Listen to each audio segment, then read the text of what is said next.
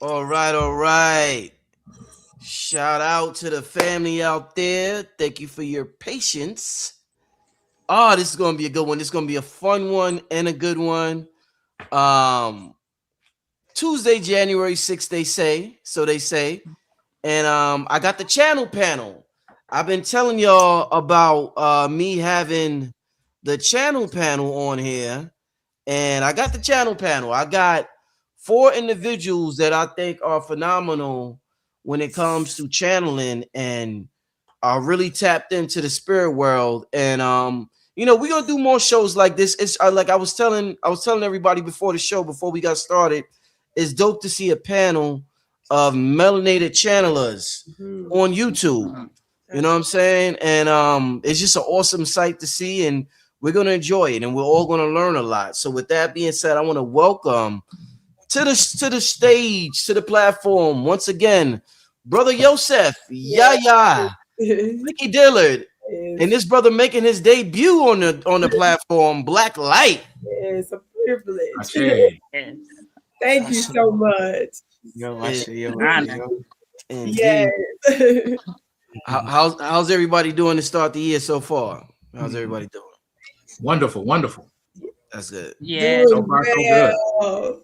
Doing a lot of reflection and waiting for those seeds that we've been planting for forever to harvest. So yeah, I'm feeling amazing. Let me ask y'all, just to start the show real quick, in terms of current events, the situation that's popping off in Venezuela, I've been seeing some wild stuff on TikTok, about dragons being over there, and just the grid over there, and the ley lines and all types of stuff.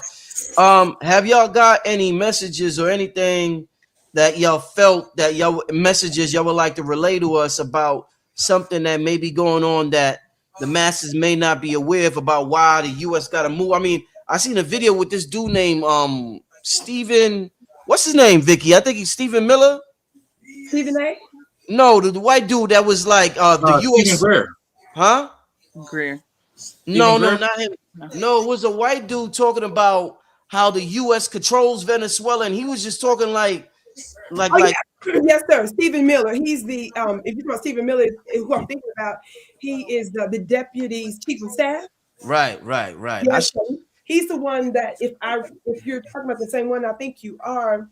He's the one that a few months ago I covered, because when he was Stephen at Miller. Charlie Kirk's memorial, he stated that how they, meaning him and his people, are the ones that civilized humanity.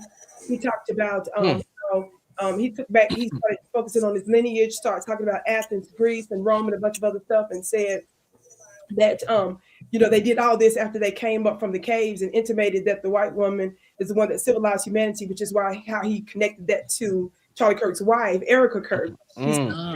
So he was saying that in the context of her, it's supposed to have been about his grieving wife. So yes, he's a bit outrageous, and so I'm not surprised that he said that at all. They bold now, and Reason for that. yeah, there's a reason for that. Yes. So with that being their boldness, and there's a reason for that, and everything going on, and what the people are saying going on in Venezuela underground. Talk to me, yo. And any thoughts y'all want to contribute before we officially start the show? I'll let the ladies go first. Well, I mean, I agree with Vicki when she said they're bold, and there is a reason for that. It is absolutely right. There are multiple different reasons for it, but I would say one of the biggest reasons is so that people can come into their awareness. And so people can recognize, because we were in a state of sleep for so long, right? A lot of people were believing a lot of the smoke and mirrors, because that's a lot of what's going on. A lot of it is smoke and mirrors, a lot of symbolism at play. But also it's a symbol to us that consciousness is rising, and that people are starting to see beyond the veil, or whatever we like to call it. Like I said, I agree with you, Vicki. There's so much going on, but also the distractions are louder because consciousness and awareness is rising. So they're going to have to try to keep people distracted long enough so that you won't go internally and trust your intuition and listen to that inner voice that's been telling you something is not right with the stories that they keep giving us, right? And a lot of people are recognizing that now, and that's what I've noticed. Like, so many people stepping into their awareness, so they're gonna keep, like, this is just pretty much the tip of the iceberg. They're gonna keep throwing out those distractions, because as we keep rising, you know, that's a necessity for them. Yo, Blaklight, could you press mute on your computer? I'm hearing a little feedback on your end. Thank you, my brother. Yeah. All right. Yeah. Anybody want to go next?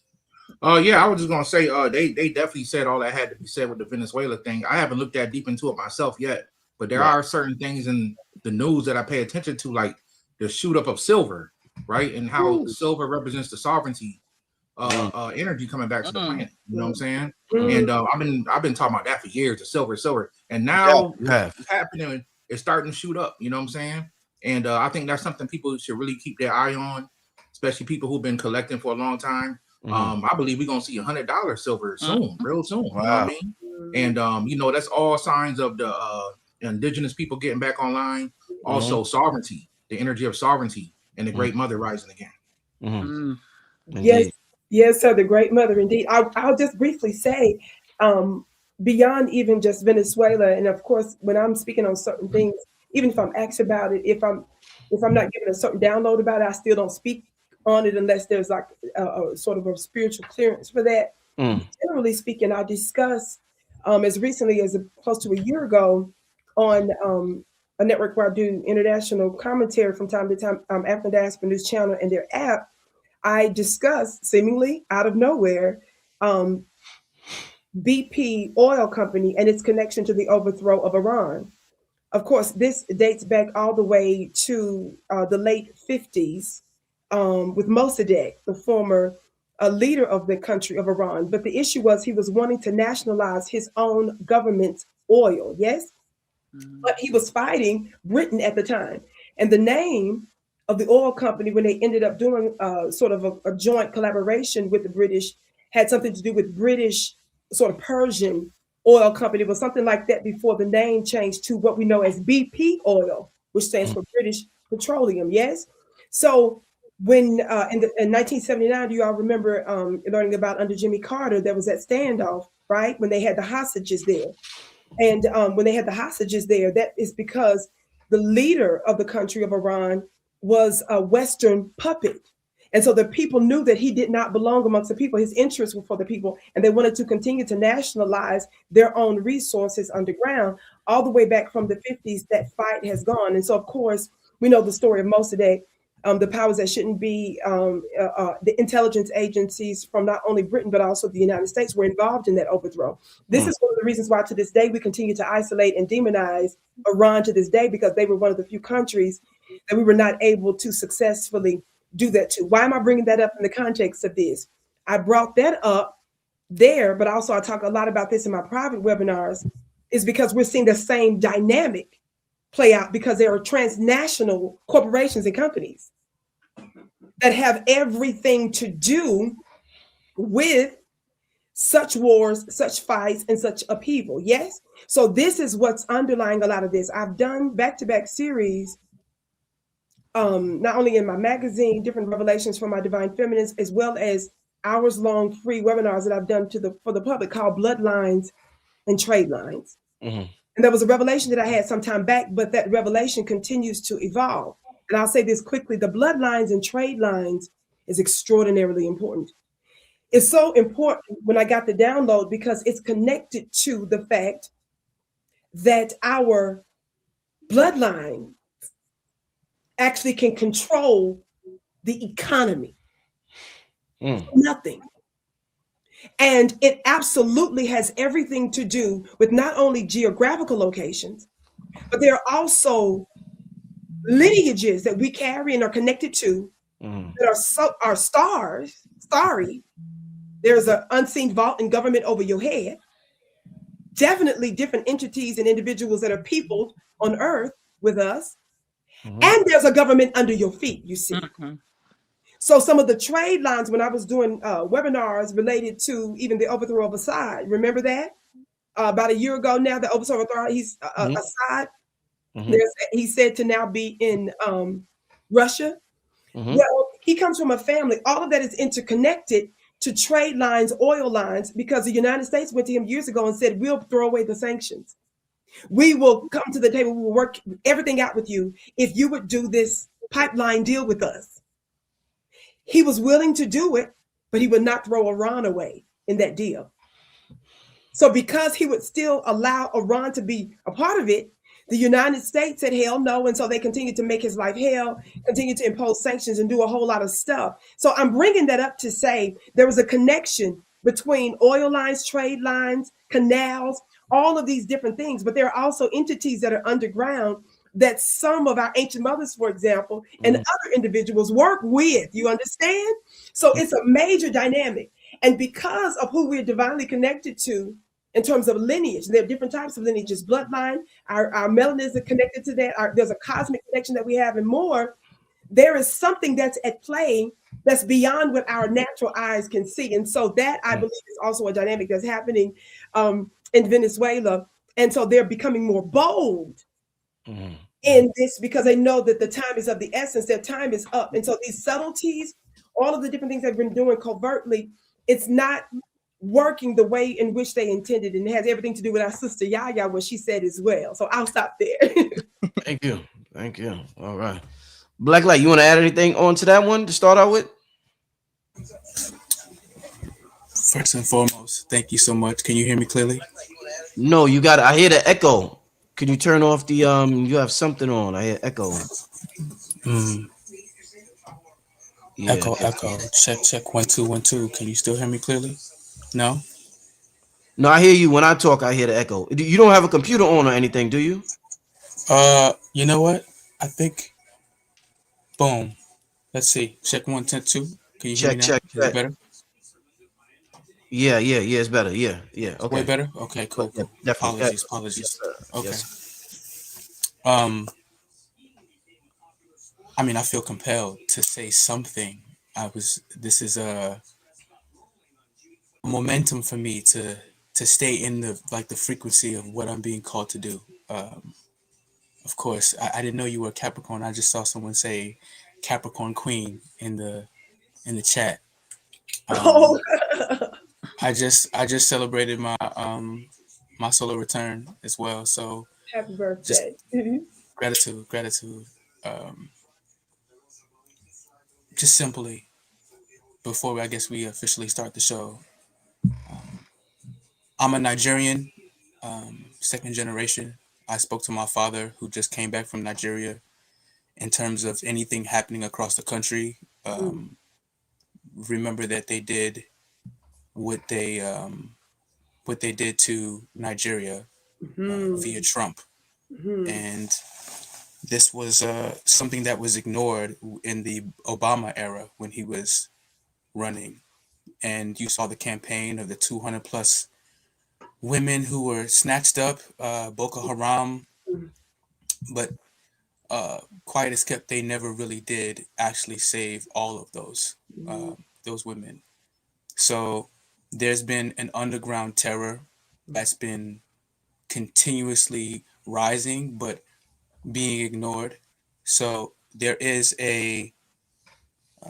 of course, an undercurrent, as you mentioned. There's an agenda. There is an underlying factor here of what the true mission is for what they're doing.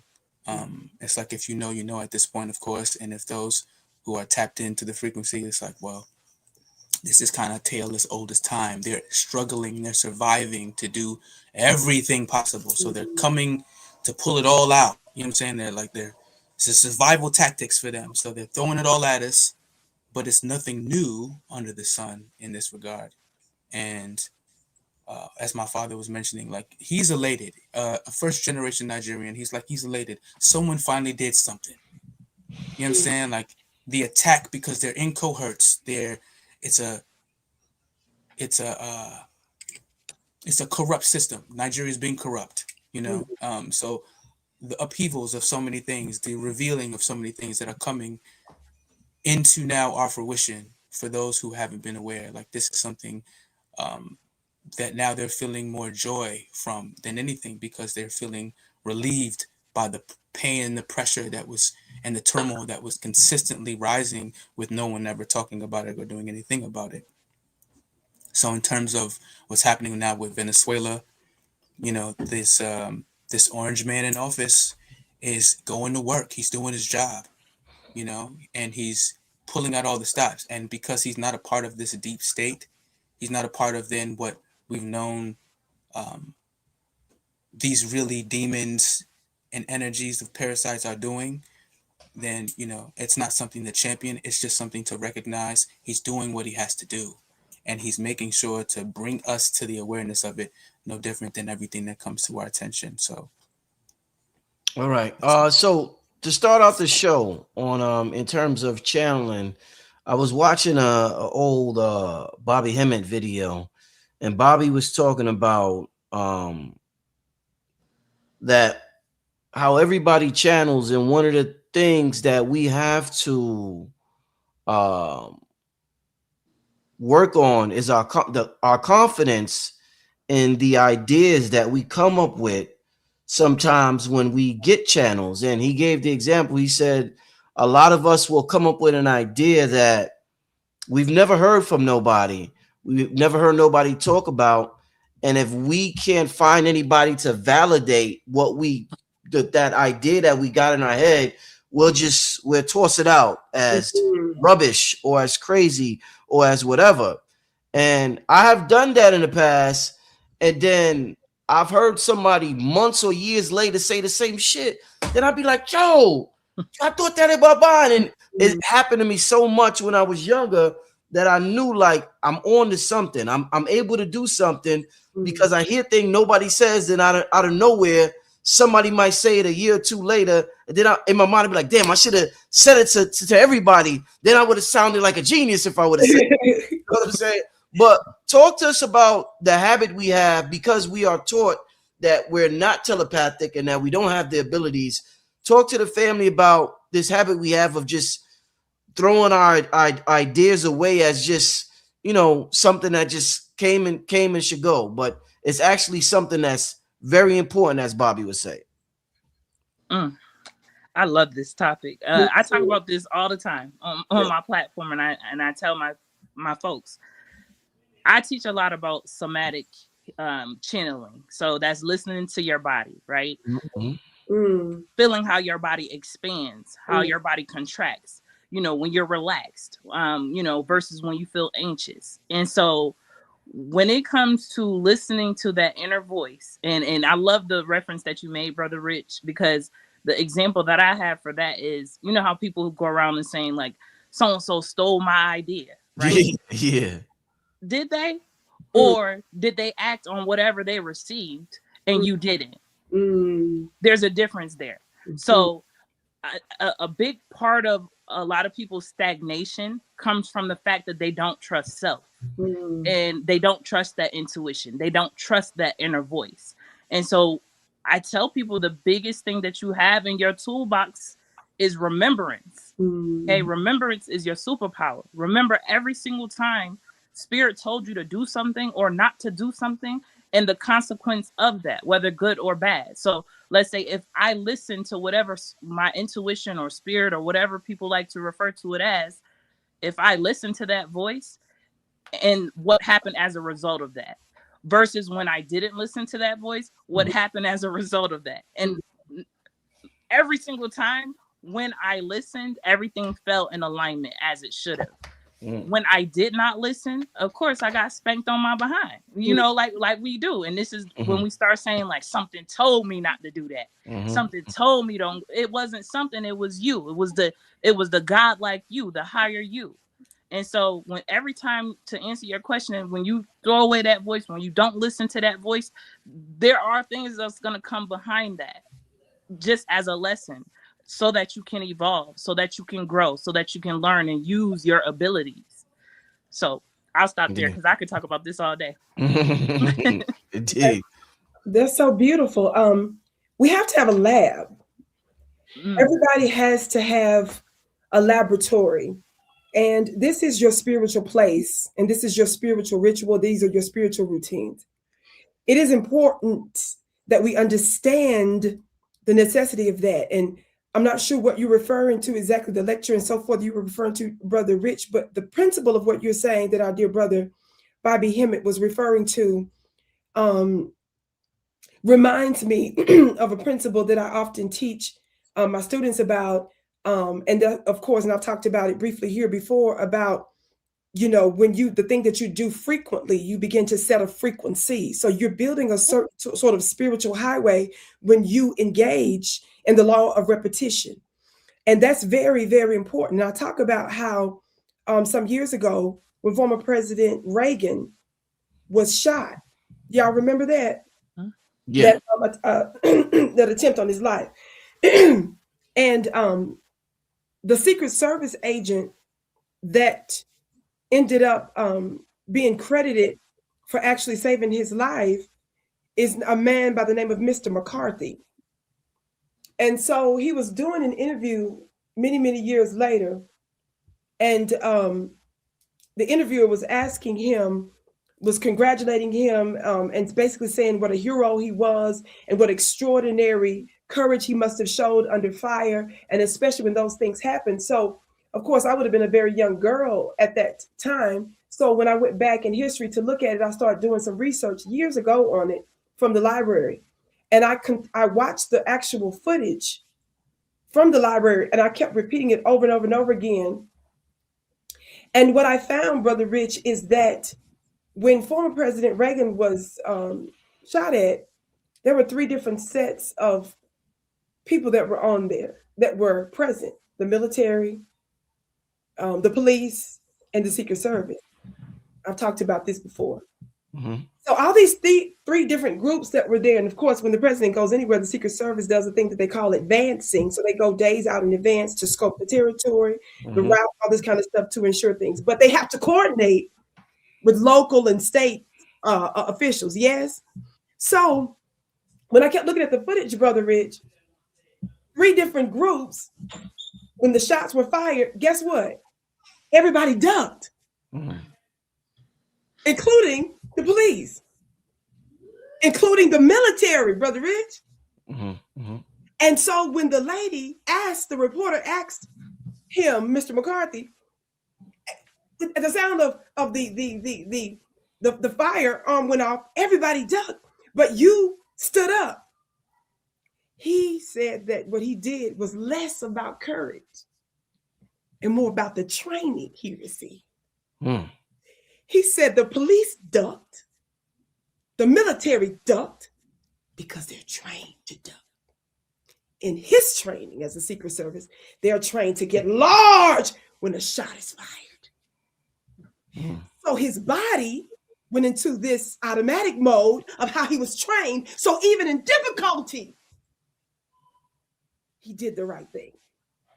So your spiritual routine, your spiritual system sets you apart from others to do what the average person will not do, because you spiritually train for certain circumstances and situations. This is important, how you're trained, your spiritual lab, and it's connected to how you hear. You see. So if you don't have a lab to spiritually experiment, to play with your magic, you don't become accustomed to it. You don't have a courage for it. So when we begin to see our life circumstances and situations, and if you're somebody that's intelligent enough to connect with a Vicki Dillard and to pay money to connect with me, let me say something, because I got to say this real quick. Spiritual people got to stop. Always, if everything you say and post got something to do, so-and-so charged me $30. So-and-so, $9.99, $199 for so-and-so. I could have got it free. Get it free then, thief. I have to say this because spiritual folks have to understand that money is a spirit. Now, this is important. I have to say this real quick. Can I get this analogy and I'll stop? Yes. Switching. And I have to bring this up for a reason. Because what is the difference? I just thought about this earlier today with the bank. What's the difference between someone that goes into a bank and gets money and a robber that goes into the bank and get money? I mean, they both going there to get money, yeah? What's right? Why can't you just get a dude? I mean, what's okay with them coming in with a mask on and with an arm, with a weapon, and say, "Hold your hands up." Somebody tell me. Can somebody tell me? What's the difference? He coming there to get money. He trying to make a withdrawal. And that other one forcing his way in. Forcing his way in. Okay, but tell me what. But why is it that he might go to jail if they catch him? Why would he be prosecuted? It's a bank with money. Can somebody tell me? I would say it's not his money. They would think it's not his money. He stole it. What's the difference between him and an account holder? A member of the bank. The relationship you have to a thing matters about what you're able to what? Deposit and withdraw. Yes? How you're connected. So before you even begin to withdraw from a bank, what do you have to do first? What did you muted, brother? Blaklight is saying it. I can see his mouth moving. Yeah. Deposit.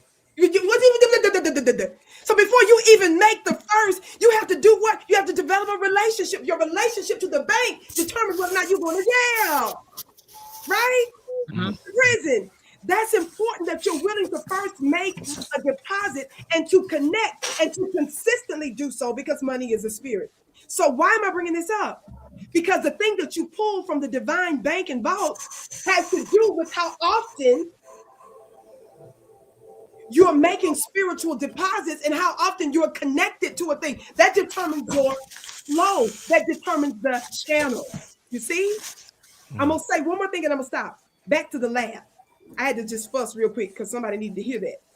The lab is important, Brother Rich. When you said about earlier, Brother Bobby Hemmett, you said what? That we don't end up relying on things that we get out of nowhere in so many words, right? Is that right, Brother Rich? Right. The lab, when I was just looking this up, a lab, just general labs, is a facility that provides controlled conditions in which scientific or technological research, experiments, and measurement may be performed, right? It says it's often found in schools, universities, privately owned research institutions, corporate research, testing facilities, government regulatory and forensic investigation centers, physicians' offices, clinics, hospitals, regional, and other such places. Laboratory equipment refers to various tools, right? I switched to Yaya, you said something about tools, I believe, just a minute ago, right? Laboratory equipment is used to either perform or experiment or to take measurements and to gather data. So if you don't have beakers, right? If you don't have your apron, your jacket, yes? If you don't have all of the stuff, if you don't have your table or your altar, if you don't have these different things in your lab, if you don't even have a lab in which to test, watch this. And then once you do that there, if you don't begin to see your circumstance and situations as opportunity to do what? Play with your magic, to experiment with your magic, the channeling will stop. Indeed. Everything I just said is very important to knowledge and to information and to actualizing it. And also, watch this, to grow in it. I'll stop. I said a lot right there. Beautiful, beautiful. That was good. Oh, Yes. I say. Oh, go ahead, brother. No, I just said I say. Okay. Yeah, you know, my input on that is for sure. Everybody can channel, you know what I mean? It all depends on what channel you're on, what frequency you're on, you know what I mean? Like prime example, for people who rap freestyle, all freestylers are channeling, you know what I mean? They just know how to, anybody can learn how to be a freestyler. They just got to teach you how to tap into that channel, how to hear in your head. They hear the next word in their head way before it even, you know, anybody else. Other people struggle with that. You know, one of my favorite rappers was a guy named Sean Price. And he said this one verse, he said, and you know, sometimes you can tell when a person freestyling, it'll be so amazing because like, that don't even sound like him, you know what I'm saying? And they just say something incredible, you know. And he said this one freestyle, he said, I'll Abdul Jabbar Muggsy Malone you. You don't know what that means, but you'll know what I mean when I told you. You know what I'm saying? I thought that was so amazing. I said, oh my God, like who raps like that? You know what I'm saying? Like who rap? You can tell this man is freestyling. You know, King Los is another one. You know, you can tell he's freestyling off the top of his head. That's some amazing stuff. But for me, the way I personally learned how to channel was I started to become an observer. And what I mean by that, there's a Buddhist principle in mindfulness called becoming the observer. And I've learned took me about 1.5 years to really master it, but I've learned how to sit down, meditate, and sit with my thoughts. And I learned how to sit outside of my thoughts in my mind. I learned how to find that place of nothingness. You know what I'm saying? And the amazing part about that place of nothingness is when you get there, it expands. It expands because your consciousness, you're becoming one with the all at that moment. So you're aware of everything. You're picking up on all these different channels. And in that moment, you can look at all your thoughts and not be emotionally connected to it. So if somebody was yelling at me, cursing me out, and I didn't want to be emotionally connected to it, I know how to jump outside my thoughts and watch that person become the observer and not be fully connected to what somebody else is doing. You know what I mean? And when you master that, when you actually, even when you start to practice it, it becomes great in your life because thoughts become things. The way you think is the way your life goes. So if you can ever become an observer, right, which is a great way to become a channel. There's many ways to become a channel. Like I said, we naturally all do it. But if you want to learn how to tune in, become an observer, meditate, and learn how to sit outside your thoughts. Just watch your thoughts. And eventually you're going to notice there's spaces in between your thoughts. Right. There's spaces. And you're going to realize somebody's sending this stuff to you. Yes. Somebody's sending these things to you. And then you're going to become that person that's sending the thoughts. You're going to become that person. And you're going to sit outside and you're just going to be an observer. And you're like, why do I think like this? That's the first thing I started to ask myself the question. Why in the world am I thinking like this? You know what I mean? And you will understand, not because you understand thoughts become things, you become that observer. You can control your whole reality at that point. You can choose, I'm going to wake up and think like this today. And then something incredible happens as you go deeper. You can fully control, when you can control your emotions, you can control your life. Come on. Because there's a very powerful Kabbalah principle that says life is not about what's happening to you. It's all about how you respond to it. Yeah. You know what I mean? So life is really about response. So as you respond to these things with the right emotion, everything changes. And I think that's when you can pick up on those things you need to pick up from the higher self.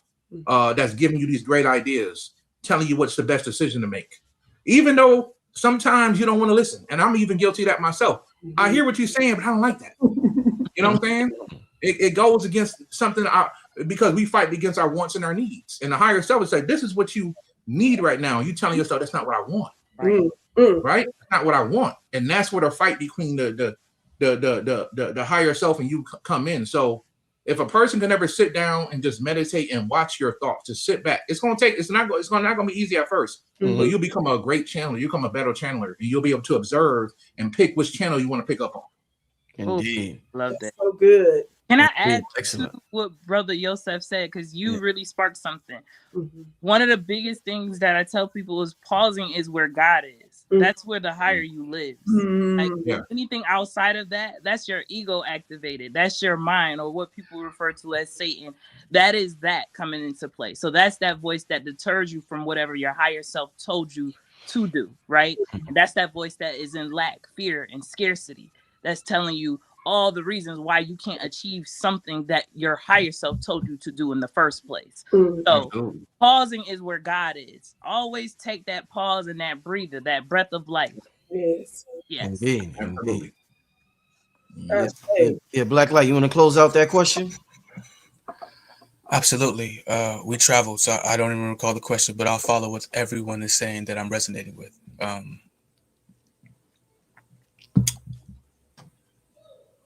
Einstein, I believe, said that imagination is more important than knowledge.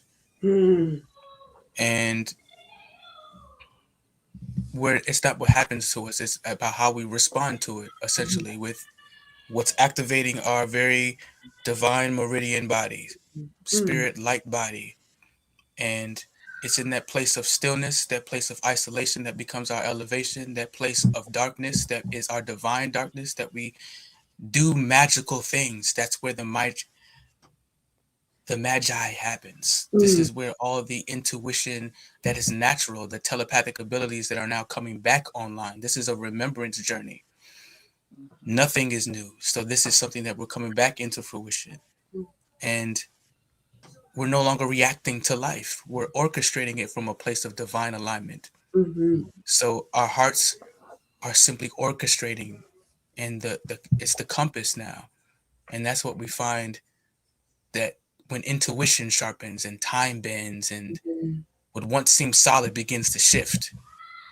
Come on. So we're not imagining this journey anymore. Like, it's the frequency of 4D consciousness rising through our bodies, through our breath, through our beings. Like 3D was the age of survival, 4D is the birth of soulful creation. What we emit determines our experience, and though your feet may still walk on the 3D, your spirit is navigating the higher currents. And this is the dance of the awakened soul, living in both dimensions, anchored in neither. So us, we're bridges, we're translators of a radiant conduit of a new. So this new earth is not a destination, it's a frequency. It's a sacred resonance of love, of unity, of remembrance, and it begins within us.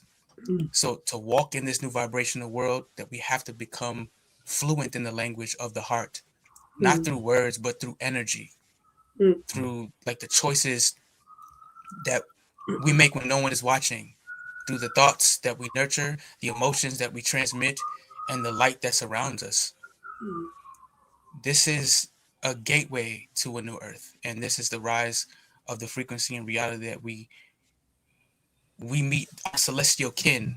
We are coming back into the remembrance that this is our brethren. Like the asteroids were distant cousins, and the stars are our in-laws. Like everything of this world was cooked in the same cosmic crockpot, and we came from the same cosmic ingredients in DNA. And I'll land my spaceship there. Beautiful, beautiful. Yes, beautiful. Let me ask you this. Something I know everybody would benefit from the answer to this question. In terms of, we talked about getting channels and getting ideas. What do y'all personally do when out of nowhere you're just bombarded by negative thoughts? Like, you just might think the craziest shit in the world. You'll be like, I'm gonna jump out that window and kill like the weirdest shit ever. Or I'm gonna do this. You be like, where the fuck did that come from? Like, what do y'all? Because for some people, they'll have a negative thought or a couple and it'll leave. But for some people, these negative thoughts stay there and they're like, oh my God, why am I thinking like this continuously? What do y'all do to get rid of these negative thoughts that bombard your brain? I think there's a couple of different things. I'll say this very quickly because I'm interested in what my lovely panelists would have to say about this. I was doing an etymological little bit of research on this notion of thoughts and ideas some time back. Do you know that the word idea, the origin of the word idea means entity? No. Wow, interesting. Brother Yosef, you said a few minutes ago, somebody's sending. Did you say, what did you say a minute ago, Brother Yosef? Oh, yeah, you find out that somebody's actually sending you these thoughts. So if you look at the origin of the word idea, it means entity. So it's not nothing. And there are different councils. I use different words, different assemblies, different terms to refer to certain things because there are some things that we're supposed to say to the public, but there are some bits of information we're not supposed to say, which is why information is classified. There's no serious nation, there's no serious military that doesn't have a form of classified information. This is important to understand. It's because if there's information that's classified, and of course, in classification in the United States, we classify information based on the damage, the amount of damage it could do. So the more damage a bit of information and intel can do to a people, as they call so-called national security, the higher the classification. And of course, we know that it's so important, information, intel, certain types, that if you share certain things that you're authorized to have, but you're not supposed to share, you can be charged for certain information, yes? If you access information unlawfully, there's a price for that. That's the seriousness of information. But we got to understand, first of all, that when there's thoughts, if you're under the sound of my voice and hearing this, that understand, first of all, that thoughts are things and entities. And I won't go further on that notion of entities right now. I want to leave that there. But to understand there's an unseen world that you can't see. And as our brother mentioned before, there's somebody, something is sending you something. Mm-hmm. When I understand, if I could see it in the natural that somebody's shooting at me, what would I do? Come on now. So your unseen, your spiritual sight, your other detectors that can see on the visible spectrum, that can sense on the visible spectrum has to be developed. So if I know, number one, wait a minute, this coming from somewhere. If I know just that, you understand. If I have that understanding, then we can do, what did he say a minute ago? Pause. We also understand in this law of observation, right? They claim that this law of observation says that just by merely observing something, when you observe something alone, you can actually collapse the wavelength into matter. Right. This is sort of what we call meditation now, right? This stillness. And what's happening in this nothing is not nothing, right? It's actually the primordial stuff. It's the rawest, most potent fabric from which all things come. Yes, that's the gestation process before creation begins, before names were given. That's that dark space. Yes, watch this. So me, I've had that. I actually dealt with the mental warfare attack since I was a little girl. And I remember in my 20s is when it was broken. But that was because I had a prophetic gift. And it was known in the unseen. So early on, there was an attack, Brother Rich, that happened where I was dealing with this mental thing that would happen. And my family would see me have these episodes.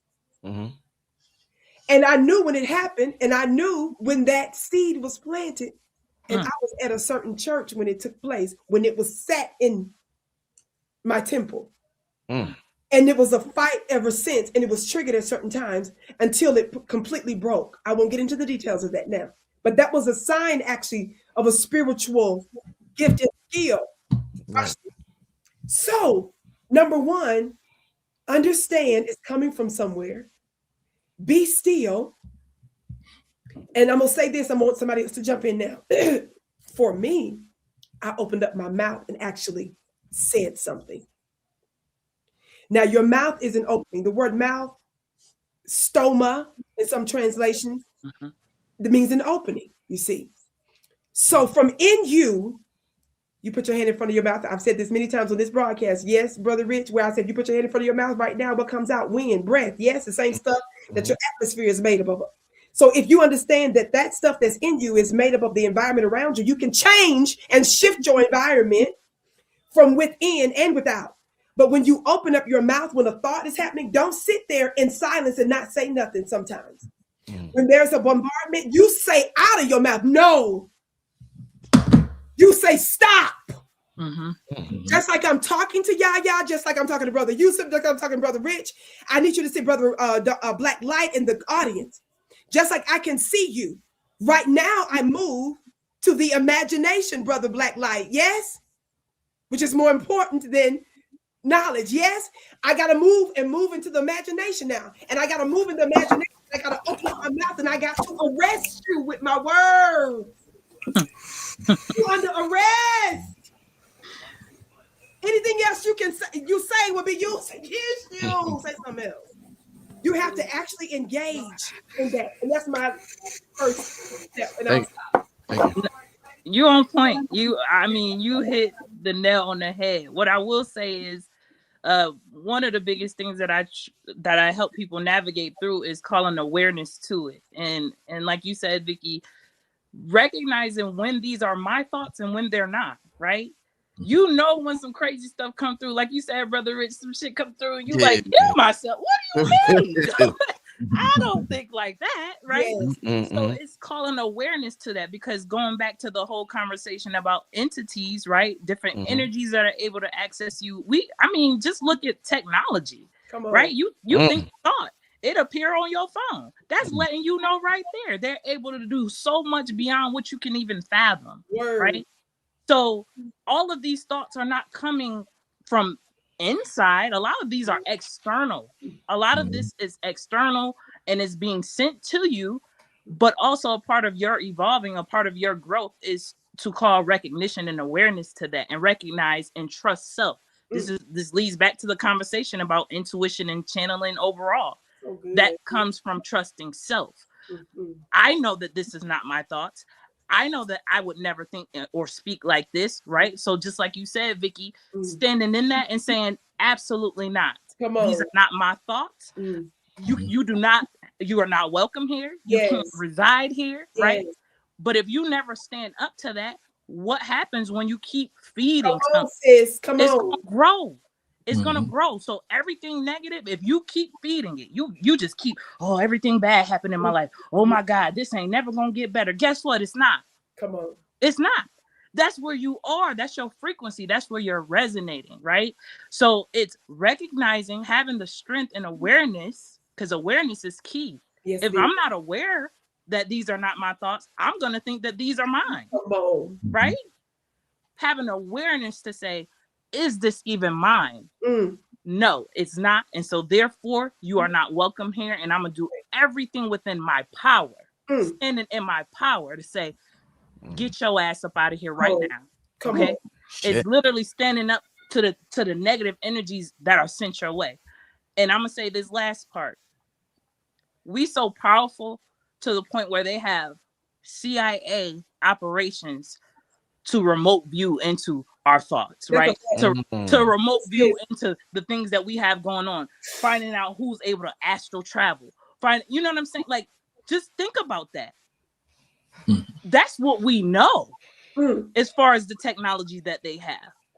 So it's not off the board to say that they're sending these thoughts for a reason. This is the whole point of the headlines about Venezuela, the headlines about Charlie Kirk, the headlines about everything, right? To implant fears within you, right? To have everybody focused on one thing versus being focused on what is important, which is you. Internal, okay? Hearing your internal voice. What meditation does, tell you to silence so you can hear the internal. Everything we speaking about, it has that word internal information. Right? You have to go inward for that. Nothing to do with anything external. So to answer the question, calling awareness and recognizing when something is your thoughts and when things are being sent to you and having the power to stand up to that.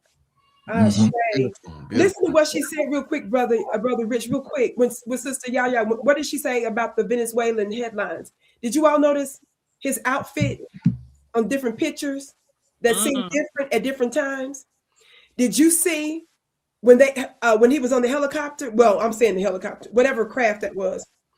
When he was on there, what did they do with his eyes? I don't know. What did they do? They covered him. Thank you. What did they do with his ears, brother Yosef? They covered him. You all know that a lot of that is against the Geneva Convention. That's an international violation to stop someone's senses like that when you arrest them.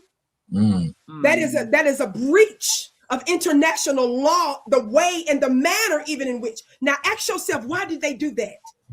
Why would they cover his eyes and his ears? When I was in the belly of the beast, I was in multiple different jails, prisons, and so forth.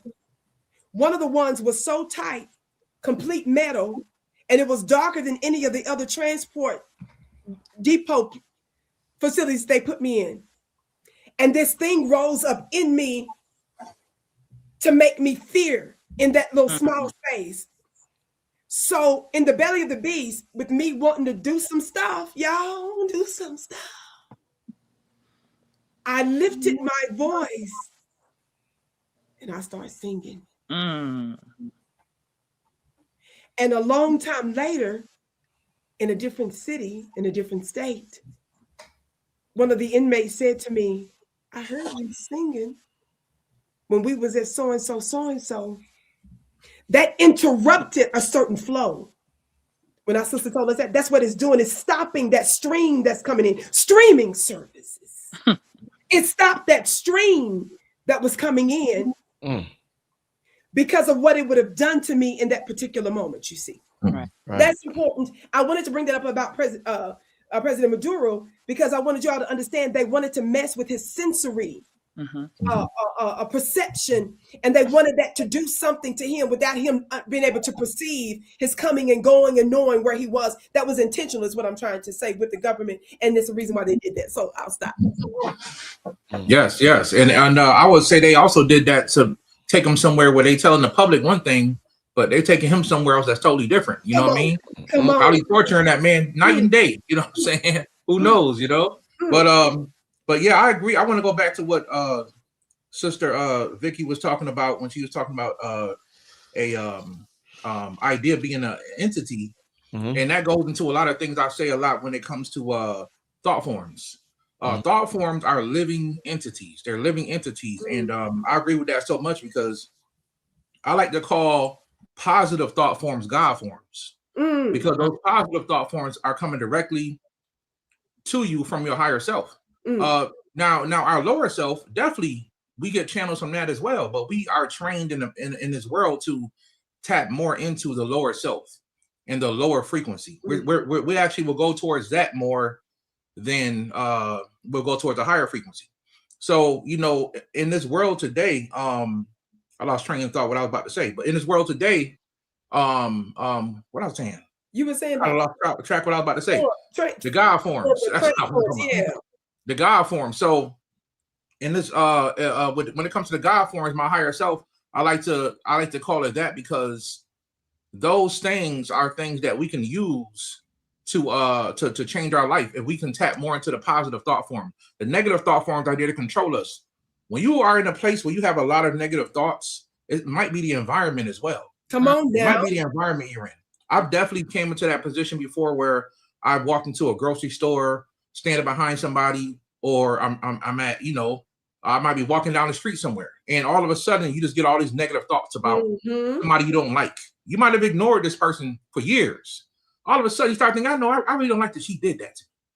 You know, I really don't like that I would like to punch them in the face. You know what I'm saying? You start thinking negative and like, where is this coming from? I was having a beautiful day. It might be the environment. You know, a lot of the spirits are territorial. Oh, good. So a lot of these spirits, they have these territories that when you walk into their territory, sometimes you'll get bombarded with these negative thoughts. And one of the things that can change that is frequency. Tuning yourself to a certain frequency. So that's why when Sister Vicki was singing, she brought in a different frequency into that place. You know, and that's what that was. So if you can learn how to change your mind and control your thoughts. Last year on my YouTube channel, that's all I talked about mostly was getting your mind right, because you talking to a person that was severely suicidal. You know what I'm saying? Earlier in my spiritual walk, I was suicidal, wanted to take my life every day. Wow. And I had to overcome that. And it wasn't easy. You know what I'm saying? It wasn't easy to take back control of my mind, but I had to learn how to take control of my mind. And when I started learning about thought forms, I started realizing I can create positive thought forms. Yes. I can choose to be happy. It was a choice. You know what I'm saying? And with a choice, I said, okay, I'm going to think like this today. This is my choice. And we'll create a whole new atmosphere for me. It didn't happen in one day, but it happened little by little, piece by piece, little by little. So without a shadow of a doubt, you know, when you have your mind right and tune into the right frequency, and you got to watch also what environments you go into, these things will stop a lot of these negative thoughts coming into your mind. So I just want to say that. Beautiful. Wow, this is an amazing show, y'all. I'm so happy we did this tonight. Wow. Blaklight, what you got for us, Blaklight? These negative thoughts that we get bombarded with sometime, my brother. Listen, my tongue started to do something really interesting. Lets me know that this is something that, again, spirit entities, whether they refer to themselves as parasites, demonic entities, they're all just versions and extensions of light that are only able to have power if we give it power. No more than what fear is. That's that false evidence appearing real is what they utilize as their power source. So they'll attempt and they'll persuade, they'll seduce, but they can never force you to do anything. When your mind is bombarded with so much cluttered, clouded with thoughts, it's usually a human programming of things from your past that you're bringing into your present, from your human experience for things that you're dealing with in the present moment. It's to release it by going in, by having a still mind, by allowing, not controlling. So you will allow the thoughts to come in. as you're still part of source. God energy is what you are. So then take your power back by taking your energy in what the thoughts you speak to yourself, slow them down, create then a frequency of stillness by sitting then with it versus controlling them or thinking that you need to then release and not think. Feel, be, express, allow, so that you can identify. It's the conscious awareness of these things that gives you power and that limits the parasites from thinking they have power. Because it preys upon your weakness of ignorance, of unawareness, of naivety, of weak areas of your body, of your meridians. That's simple. That's all they do, is prey upon the weakness areas of your body. So when you take power back by full conscious intent with your breath, power in your breath, the words you speak, the spirit, everything will allow itself to come back into balance, to ground, to take your power back, and to address these parasites. You never want to not address them. Who are you? What's your name? What you said? What? What'd you say? Yeah, get to know it. That's right. Get to know it. Get to know it. This is what I refer to as divine darkness. This is the shadow love energy that I put into it. When they say shadow work, it's a shadow love. I like to alchemize etymology and change the vibration of how we foreseen things, how we speak to ourselves. How do you speak to yourself? You're getting a reminder with the reflection of the words that you've spoken. You're getting a reminder of past versions of yourself, or maybe the current version that you have bombarded with thoughts of your experience, whether they be the bills or the life between one person or the next. There's so much that's going on, so much that we can allow to then be a part of our journey.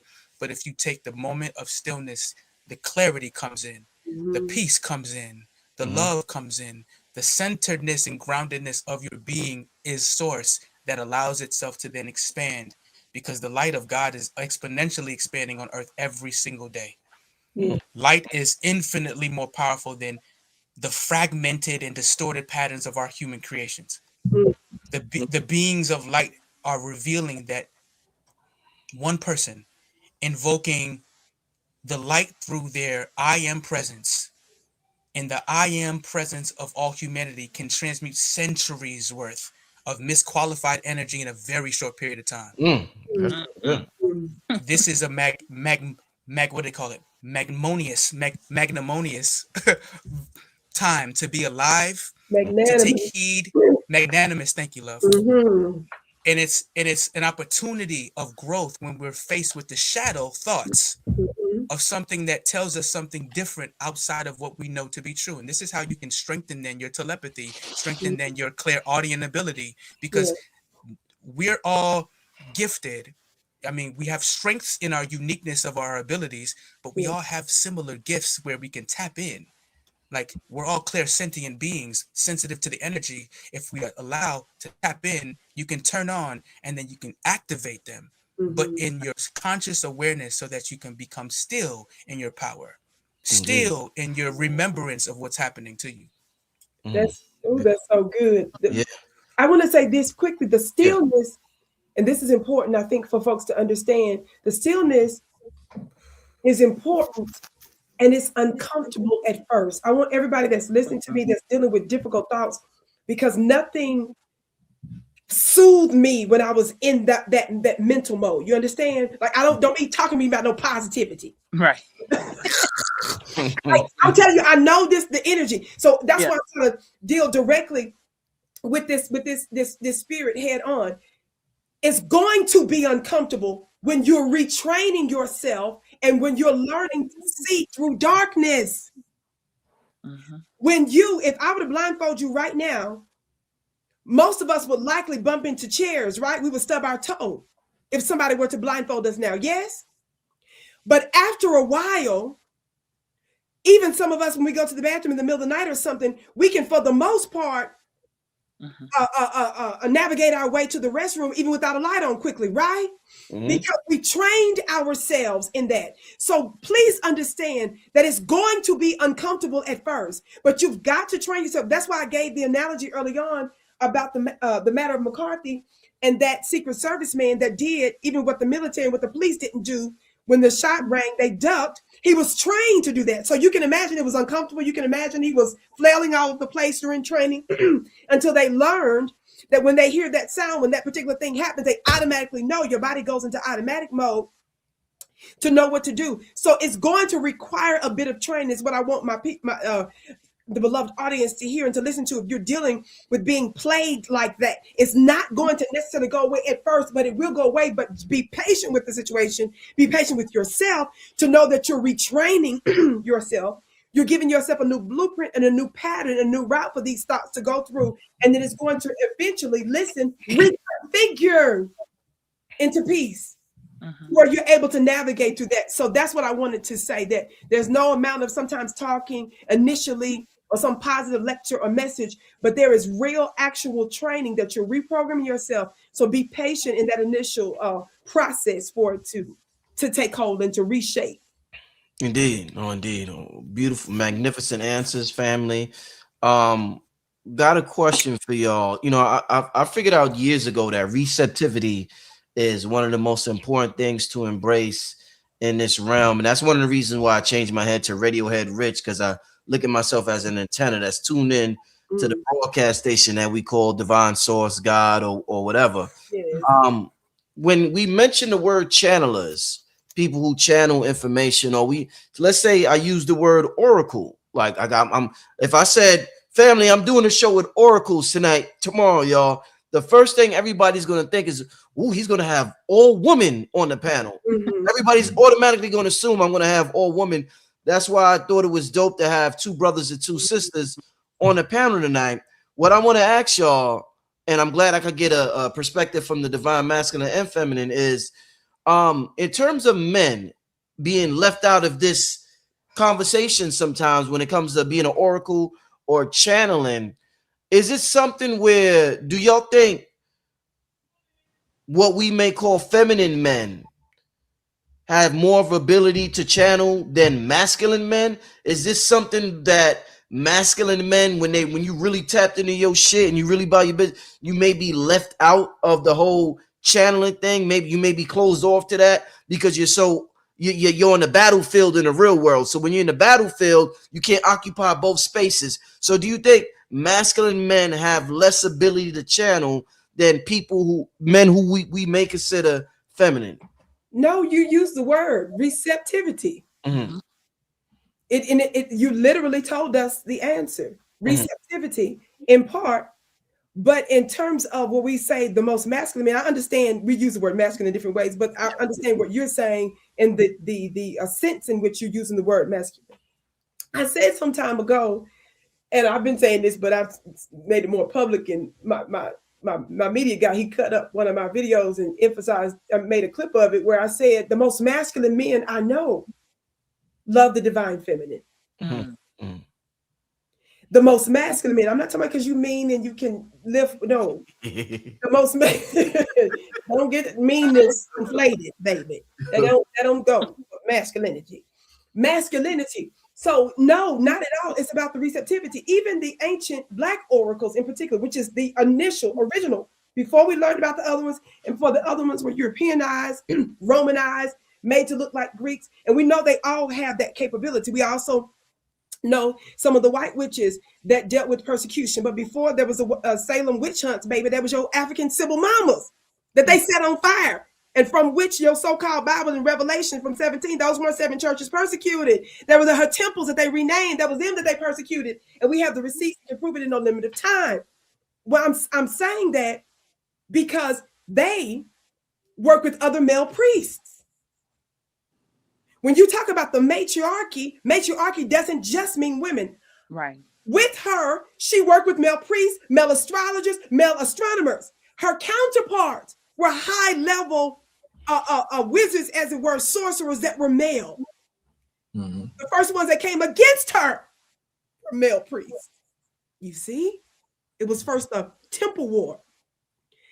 But she held a level of spiritual authority and rank that even during her day, world leaders, high-level leaders, the best of the best still preferred and relied on her unique channeling. We're going to use it for the purposes of today's broadcast. Mhm. In some instances, Brother Rich, that I even posted about from references, one of the oracles were literally, black oracles, was literally drugged to give Augustus a divination by a priest of Ammon. Why didn't the priest from Ammon give the divination? Why did they drag Mama to the trap post to prophesy? Because there's rank in the spirit, you understand? There's a hierarchy. There's a chain of command. And so for my men, my male men out here that are listening to me, one of the things that you can immediately do, because the way in which we're made up, even with our womb, not just because you can have children, the womb is also an energetic organ. You understand? So even if I didn't have children, which I didn't at 47, I never had the privilege of birthing a baby. Not that I never initially conceived, but didn't end up having my babies. But not because I chose not to. Biological stuff ended up happening. Things that I didn't expect to happen happened. Yes. So anyway, I'm bringing that up to say that one of the most immediate things that you can do is to properly connect with the divine feminine to open up channels for you. So those of you that disrespect us, those of you that don't properly, let me tell you something. Governments of ancient times set aside tribute, what you call tithes and offerings to a church. They basically did the equivalent of that to the ancient priestesses' temples.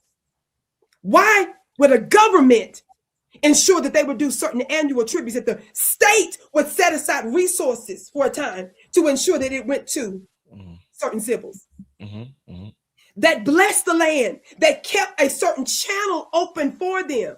When you're in right relation with your mama, even if you felt she didn't do you right, where it's possible, you understand? When you're in right relationship with your woman, where it's possible, when you're in right relationship with your sister, when you're in right relationship with the likes of the Vicki Dillards, yes, there's an automatic thing that happens for masculines where they're honored and they're blessed. There's a certain channel that's open for you because of your connection to her. That's not something for you to buck against and tell a woman to submit. The first thing you say is about submission. That's not appropriate there. So this is important because that plug-in is cosmic order. It's not a gender war. Did you hear what I said? So right. Even under the matriarchy, they still had Caesars. They had emperors. But you had to get in many cases, the approval. We're going to call them your modern ordination, your modern inauguration. You're choosing from who? The matriarch. She didn't mind you being in authority, baby. She didn't mind you doing. You had the problem, and you fought against that which you ought not. So, Brother Rich, you're channeling, not your ability to recite what you call facts. That's unimpressive. That is so unimpressive. Your ability to memorize stuff doesn't mean you even know what to do with the information. So it's important that you're in right relationship with the divine feminine so that you can properly arrange what you know. And an environment that you're in makes sense of it. You see what I just said right there? To make sense of what it is that you know. You want the unfair advantage because you're divinely connected to her. You see? When you do that, certain things are going to happen for you. Ideas, you see? Inspirations. Do you know that the ancient Black symbols were the first ones that they referred to as the muses? I talk about that in the movie by Hercules. Even Disney got it right when they had those Black women out there, but they had them singing. They didn't tell you why they threw her in there. She was real sauce. She was real, but they just halfway threw her in there a little bit just because they know the history is too many receipts to where we can't just act like this. She ain't important, right? So when they threw in there, but they had her sing it and narrating the little Disney movie. But I'm bringing that up to say when you honored her, they called her the muse. Why? Because she inspired. You understand? From inventions, Brother Rich, to mathematics, to philosophy, to astronomy, to astrology, all of those different spheres of influence reached this height under her influence. You understand? That's why they called her the muse. That's why it wasn't unusual in many parts. They worshiped her. What is worship? Is directing your attention, your frequency to somewhere. Because baby, when you put it on the right thing, fool, I'm gonna bless you, dummy. Vicki too much, man. Power to bring Vicki you is too much. You can't get it but through me. Vicki is too much. Oh, man. And skipping and trying to use every mechanism and form of us. And they think they still got time. Brother Rich was so funny. Those that's listening to me, you know who you are. You still think you got time.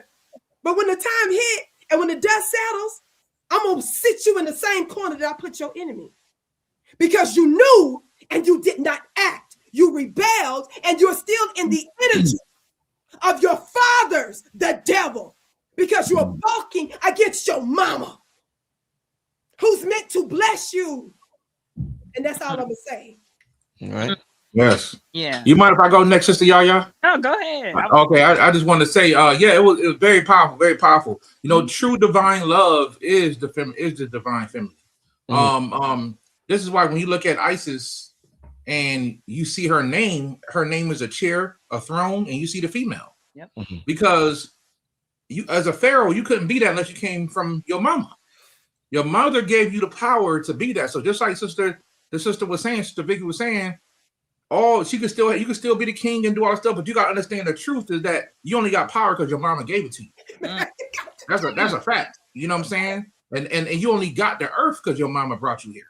You know what I'm saying? So yeah, so the divine feminine, yes, that's what we have to get back to, because that's when everything gets back to balance. You know what I mean? We're missing that love element in the world. Right now it's just kill, destroy, take over, control, do all this stuff. And we're missing the divine feminine element, which is on its way back, which is already here actually. And is getting ready to take over. But we have to remember that concept for sure. Definitely uplift the women, because, you know, like just like she'd explained, back in ancient times, you could not even sit on that throne unless your mama gave you the power. It was a bloodline. You know what I'm saying? And if your mama didn't give you that power, you couldn't be a general. You couldn't be a pharaoh. You couldn't be a king. You know what I'm saying? Now they flipped it and they try to say it's your father's line. It's always been the mother's line. Right. You know what I'm saying? It's always been that's why to this day, when it comes to Haile Selassie, they can only chase him back to his Queen of Sheba. You know what I'm saying? I don't know where David or Solomon was at, but, you know, good luck finding him. But they can trace his grandmother, though. You say good luck. You know what I'm saying? They can trace the woman's line all the way back. That's why the oldest people they find is always women. So I just wanted to say that real quick. Yes, I agree. Brother Rich, when I grew up, I'm going to shut up. When I grew up, one of my siblings, one of my brothers, guess what he thought he was, Brother Rich? I'm 47, so we all in our, except for my oldest, she in her 50s. Guess what one of my brothers thought he was, Brother Rich? What? Brother, you said don't laugh. Brother Blaklight, does he know who this is? Who says this, y'all? By the power of Grayskull, I have the power. Oh, Who's that, y'all? Oh, He-Man, for sure. Wait a minute, Brother Yosef. Who was it, Brother He-Man? Who was it? He said He-Man. That was He-Man. Why am I bringing this up? Sometime back, I saw some pictures of us because my mama used to take my family. We would go on 4th of July. She made it a ritual on 4th of July that mama get us clothes and stuff, all that. Y'all can tell us nothing. And we would go to the beach. I'm from Mississippi. So going to the beach, we had to go to Biloxi. So we had to drive to another city, right? Y'all couldn't tell us nothing out there. These little chocolate black Mississippi kids out there on the beach, right? The blackest, darkest little things you can see. So, Brother Rich, I was looking at some pictures from you when we was in Biloxi, Biloxi Gulfport area, right? We could easily be found because we was the only little black dots that was out there. But you couldn't tell my mama my baby's not finna be out there in the sun, all twisted and twirling on the beach. Well, with those pictures, Brother Rich, what I told you, one of my siblings, he thought he was He-Man. Well, you know what my mama did? She bought him the stuff for the He-Man uniform. Guess what she did?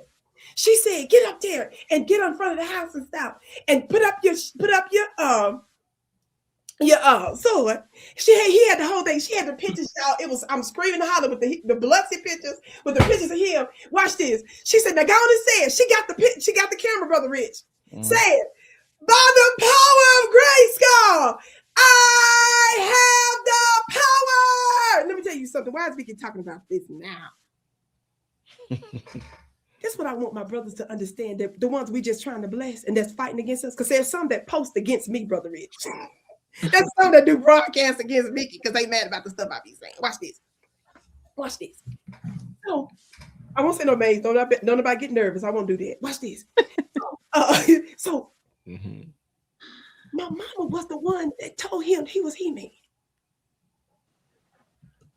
My mama was the one that told him, get up there and say, by the power, I'm going to snap it and show everybody. Watch this.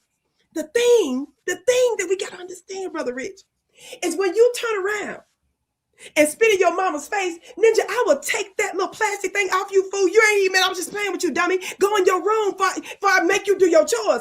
I want people to understand, I was the one that told you was He-Man. I was the one that got the camera, took the stuff, told you throw that thing up in the air. I was wanting you to feel that, be that, and be in that frequency and live your best life. It's only when you start cussing at me and tell me who you think, wait, if I snatched it off. No, I was just playing, you wasn't He-Man. I was always the stop.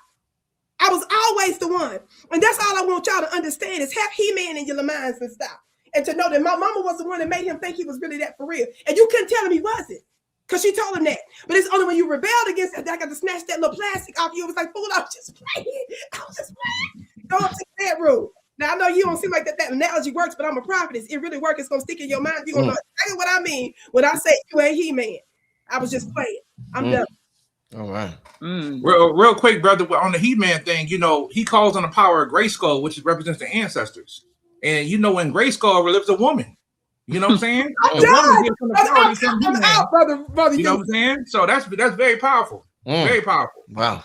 That was an amazing analogy, Vicki. I love. You're right. It's gonna stick. That's a memorable analogy. Yeah. Just to add on to what you guys already expressed, which is absolutely true.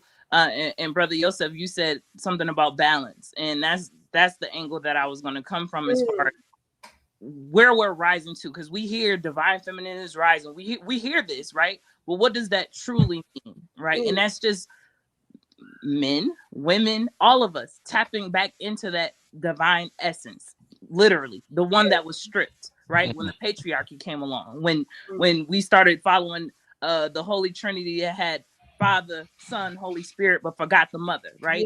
So life before all of that is what is rising again. That is what is coming back online. So when it comes to men and feeling that disconnection, I agree with Vicki where you said you got to get the connection through the mother. Now, what's interesting is when we talk about nature, we refer to nature as what? Mother, nature, right? So even within all of that, is letting you know like where everything originates from. Come on. A lot of people or a lot of men, I will say, they go against me too, Vicki, sometimes, especially when I refer to the fact that the first being walking this planet was woman, right? Was female. Yes. And so going back to that Bible verse where, they talk about being created in the image of God, if we want to look at it from that angle, men are created in the image of us, right? Yes. We can start breaking this down biologically, genetically. We can go that far easily. However, you guys were created in our image, which means you still have access to the same exact abilities. Ashe. So it's not a separation, and that's where the fight comes in, because the ego has now come into play. That's right. Whereas, we was here first, or we was here first, or we missing the mark. The whole point of all of this is connection to the divine. Beautiful, right? And so, if you're thinking about it from an aspect of man or woman, then absolutely, there's going to be that constant battle. We're talking about an energy, something beyond what you can even fathom. And this even goes into like when we talk about plant medicines and things of that nature.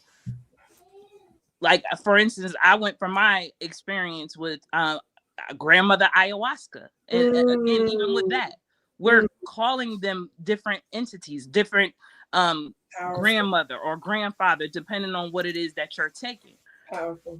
This still all leads back to balance. Come on. Balance. So tapping into that divine feminine essence that you have access to. Yes. It doesn't mean just because I'm a woman, I only have access to my divine feminine. Yes. Absolutely not. Because for a long time, I operated from my divine masculine. Okay. Yeah. I did. Like that's those women you see that's real strong, that's real, that's very like just aggressive, not in their soft or feminine like era. So that lets you know right there, we all have the ability to tap into one or the other, but the divine feminine is rising now. And Yes. so a lot more people are tapping into that, including men. There's no need to fight. We are just the origin, we're the starting point, right? But Yes. literally you are made in our image, and we literally made you for a reason. Come You on. have the same energy, the same essence. You are amazing just like us.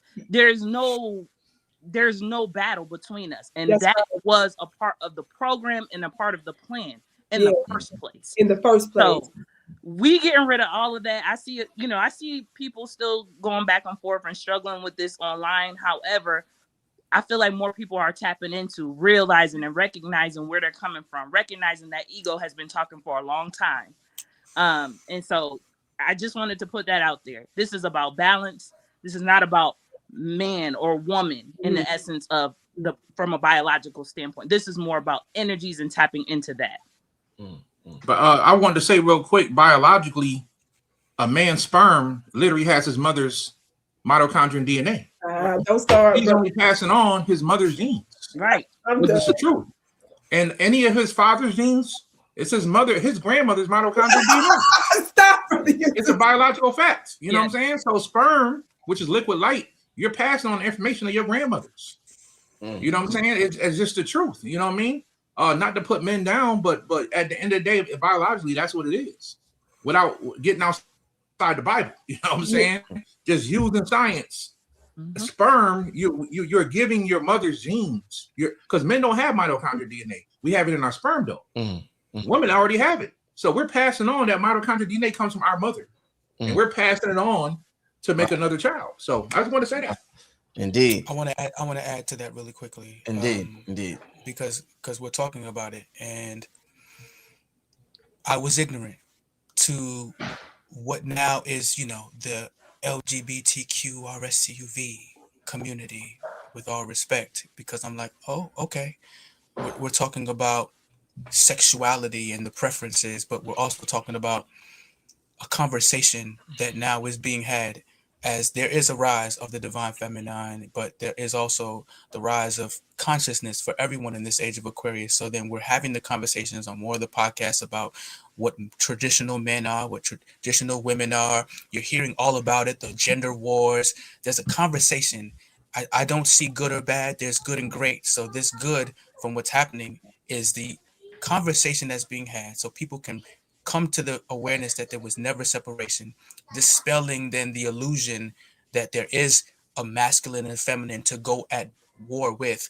There's so many different powerful melanated goddesses that are not spoken about for a reason, that are left out of all the literature for a reason. They still celebrate this Black Madonna and divine, I'm talking about melanin, dark black as ever. They're still giving her reverence and revering to her in other countries in Europe. Yes. Right. They're not talking about, like, I think I asked you last show, I was like, do you know who Barbello is? Do you know who Sophia is? Come on. Like, do you know who, from the Tiamat energy, our planets are feminine. The majority of them are feminine. Everything within us.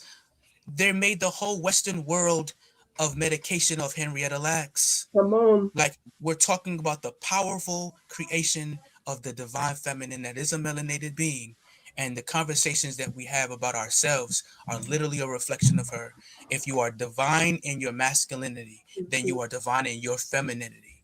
It's because you've embraced, as a masculine alpha stoic man, your vulnerability, your softness, your gentleness, your openness, your receptivity then to all beings in all life, because love truly encompasses you. And love is all, and love is then God that is living in the divine feminine. So we balance ourselves by simply coming to the awareness that that 0 point, that feminine energy is literally the divine feminine. So the masculine entity, it's like you can balance yourself out just by knowing that this is where you come from. This is what's rising in you when you're emotional. So to regulate your emotions, breathe into them. so that you can ground them and not be so then filled with the reactionary energy that sometimes moves most men who are emotionally intelligent or regulated to have that self-control or awareness into what's happening in their feminine energy. Don't let it run chaotic, because women are naturally that way. In their divine feminine chaotic, this is how they birth the life of everything. So it's to respect that within your own being as a divine masculine, not to let it rule and overrun you, but to come grounded in it, to recognize when it is, so you don't become reactionary to life and become just an emotional, flippant being that ends up having these emotional responses, and people then end up speaking derogatory to you to say that you're weak, or that you act like a bitch, or you act like a woman, because these are powerful recognitions of your divine feminine coming online to recognize that it needs to be recognized. It needs to be told, like, you are powerful and you've never been weak. You've always been online. You've never been even separated. Embrace it, so that you can become whole, one, and grounded with it, so that you can love on it just as much as you love on everything else. Indeed. Yo, brother Yosef, you know what? You know what I just had a thought of when being you from Connecticut, right? Upstate New York. Upstate New York, yeah. So in New York, young black man growing up in New York, especially in the 90s, you know, you got a crew or you go to school, and when the other dudes participate in an activity, you don't want to participate in. The first thing they do is take shots at your manhood. I'm glad I never fell for that shit. Yo, man, you a little bitch, man. You a little bitch. This nigga gangster. Yeah. You ain't gonna do that. They always. I remember the last example I have, bro. It's hilarious. This dude, this close friend of mine, but he was trying to get to my head. I'm walking home. This is what I'm like 20, 22, 23. I'm walking home. I got some cornbread. My lady made me. This dude like, yo, you going in the house? I'm like, yeah, I'm going home, man. I'm tired. He was hanging on the corner and shit. I'm like, nah, I'm going home. He's like, yo, what you got? I'm like, nah, this some cornbread. My girl made me. This nigga eating cornbread. Yo, they will have jokes on you for doing the right thing. Yo, growing up was no joke. If you was a young black man, they will try to get you to do the craziest shit. I'm glad I never fell for it. Shout out to all the brothers who ain't succumbed to the peer pressure of them trying to attack your manhood. That's right. That's that work. You know what I mean? I'm thankful for that. Yeah. I got a flashback of that. Can I say something real quick, brother? Yeah. Can I say something? Yes, and I think one of the best things you could do in your divine masculine is to recognize the divine feminine. Right? I have a 10-year-old daughter. I named her Nubia. Right? I named her Nubia because I wanted her to carry a certain name that had a powerful history. You know what I'm saying? Nubia is like the mother of Egypt. So it's a very ancient, powerful term. I wanted her to have that understanding. You know what I mean? And hopefully you don't mind me saying this, Brother Rich, but back at I'm actually going to have an event coming up very soon. I don't know if it's too early to say this, but I'm gonna go ahead. I have an event coming up soon, next month, actually on Valentine's Day. And we're going to talk about the divine feminine, divine masculine. And it's me and Brother Dreamwire, Sister D-Ray, and me. And me and my wife been together over 20 years. You know what I'm saying? I've been married for 18 years. So I know a lot about relationships and understanding how to treat a woman in her divine energy. You know what I'm saying? Without having to be the man all the time. You know what I'm saying? I understand that balance.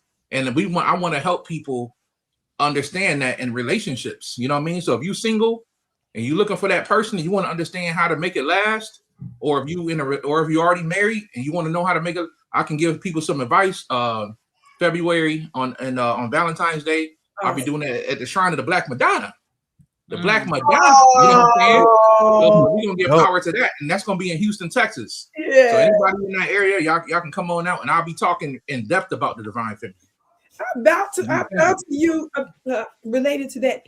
You know, Brother Rich, when I hear men say that, it energetically, and Sister Yaya, do you agree with me on this? Don't it just mess with us? Like we can't even keep it right on the panel. Right. Just the energetic of it, it automatically does something to us. Brother Rich, you know how I do my politics talking, right? And my geopod, that's how people get me confused because they be thinking that just be it and get mixed up with other stuff. So I be screaming and hollering. Watch this. How my media guy gonna do the clip? He didn't give no lead up to the screaming. He just started at the screaming on this one clip, right? Watch this, Brother Rich. Brother Rich. He posted it. All kind of people was watching it. I was lazy. Even when I was looking at it, I was like, good God. I said, I can't even screaming. But he started the clip after the hollering screaming. Guess what one of the brothers said? Instead of them saying, see, I could never submit no woman. She sounded like a Eve. I've had people comment about she made the same mistake. All kind of stuff that they love to talk about submission when they see me screaming. Guess what one of my masculines said on the comments, Brother Ridge? What? You ain't ready. And what it did to me. Now, how I'm screaming, I'm in a serious mode, Brother Rich. The clip is out. Thousands of people watching this clip where I'm just going crazy. Guess what he commented, Brother Rich? You ain't ready. He said, scream at me.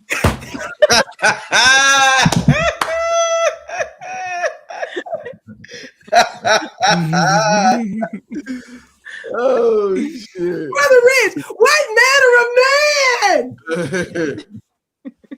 What manner of man? This topic was real. And the brother didn't talk about my nails. He didn't tell my nose a bit. He didn't say shut up. He didn't say why she always screaming. Guess what he said? Scream at me. What do you think that did to me when I read that? It disarmed me all the way. I'm telling these masculine all kind of sinkers right now. He didn't fight, sit there, and tell the woman face. He was like, scream at me, baby. That's all I'm gonna say on that. But that's what I like to champion right there. That shows the power of when a man is truly in his divine feminine as well as his divine masculine, right? When he knows how to balance that, like he could stop you in your tracks. In your tracks, girl. It's something we not really technically used to seeing because we so used to seeing this macho man, right? You know, that's because that's what society tells y'all. Y'all have to protect, y'all have to lead, y'all have to do all the things when honestly the protection, you ever seen a mother protect her child?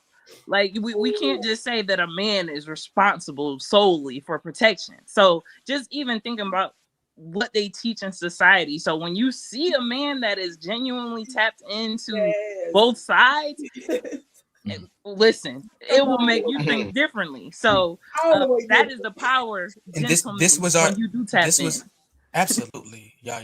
That's what I was gonna mention because this is our.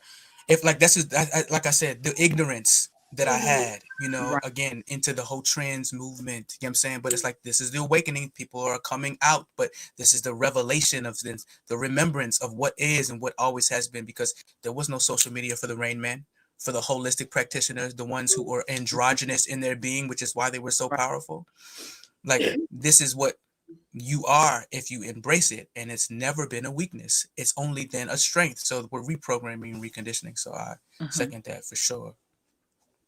Let me ask y'all, when you're meditating, and you know, we talked about stillness a lot earlier, embracing stillness. And we got about 30 more minutes. I don't want to keep y'all too long.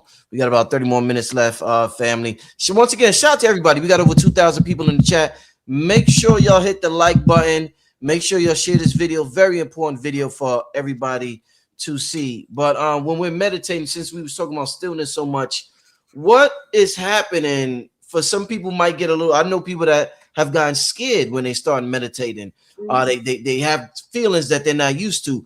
What's going on where they tell you to stay still, but it's like you have an uncontrollable sway. Your body just starts swaying.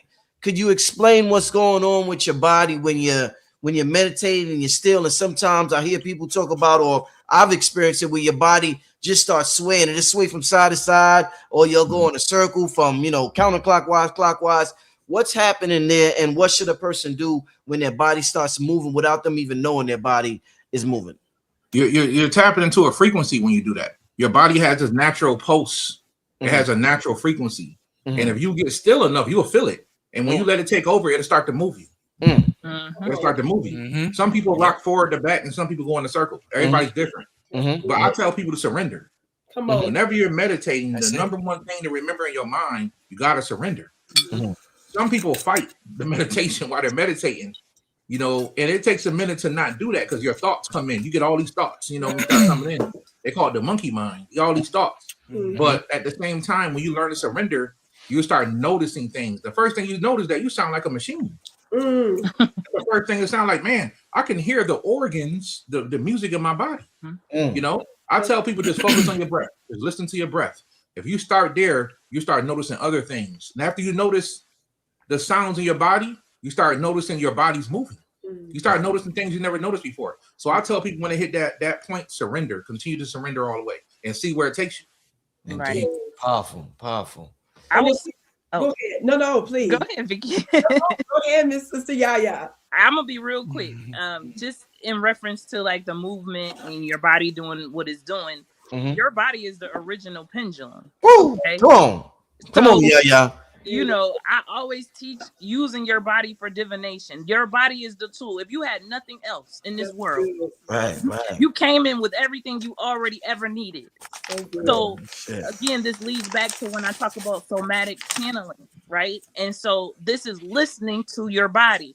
I have this thing, you know, and I can't remember where it came from. I know one of my clients mentioned it, and I've been doing it ever since. And it's basically, you know, your yeses and your nos and letting your body choose for you.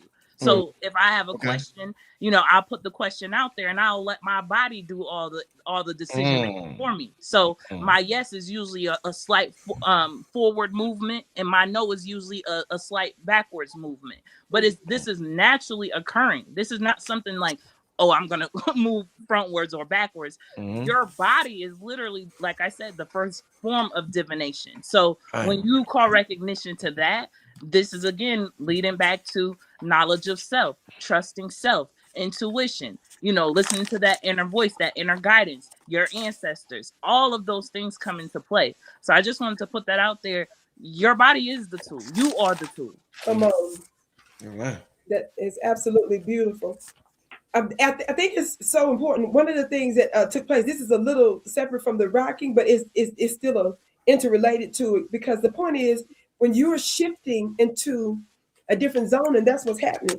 I always use this analogy. When you're on a plane, what happens when you start to ascend? Them ears get clogged. And why? The ear. And that eardrum or that ear canal, that's prophetic, that's spiritual, that's vibrational. I'm gonna leave it alone. I'm not trying to go there right now. But is it? You play too much, Sister Yaya. Anyway, but that's look the first thing she said, right? That's one of the first things that's affected. That's telling you something. So there is a physical reaction to that. Yes, sometimes there's some impairment of the breathing and stuff, right? Your breathing and stuff changes, right? So imagine though, if you were an astronaut, right? What if you're an astronaut? They cover themselves and they do even more preparation because of the environment, because of space, and what it's made up of. It does something differently to you, right? Can't even exist in certain parts. Yes. So what I'm trying to say is it's proof that you've crossed over into another dimension.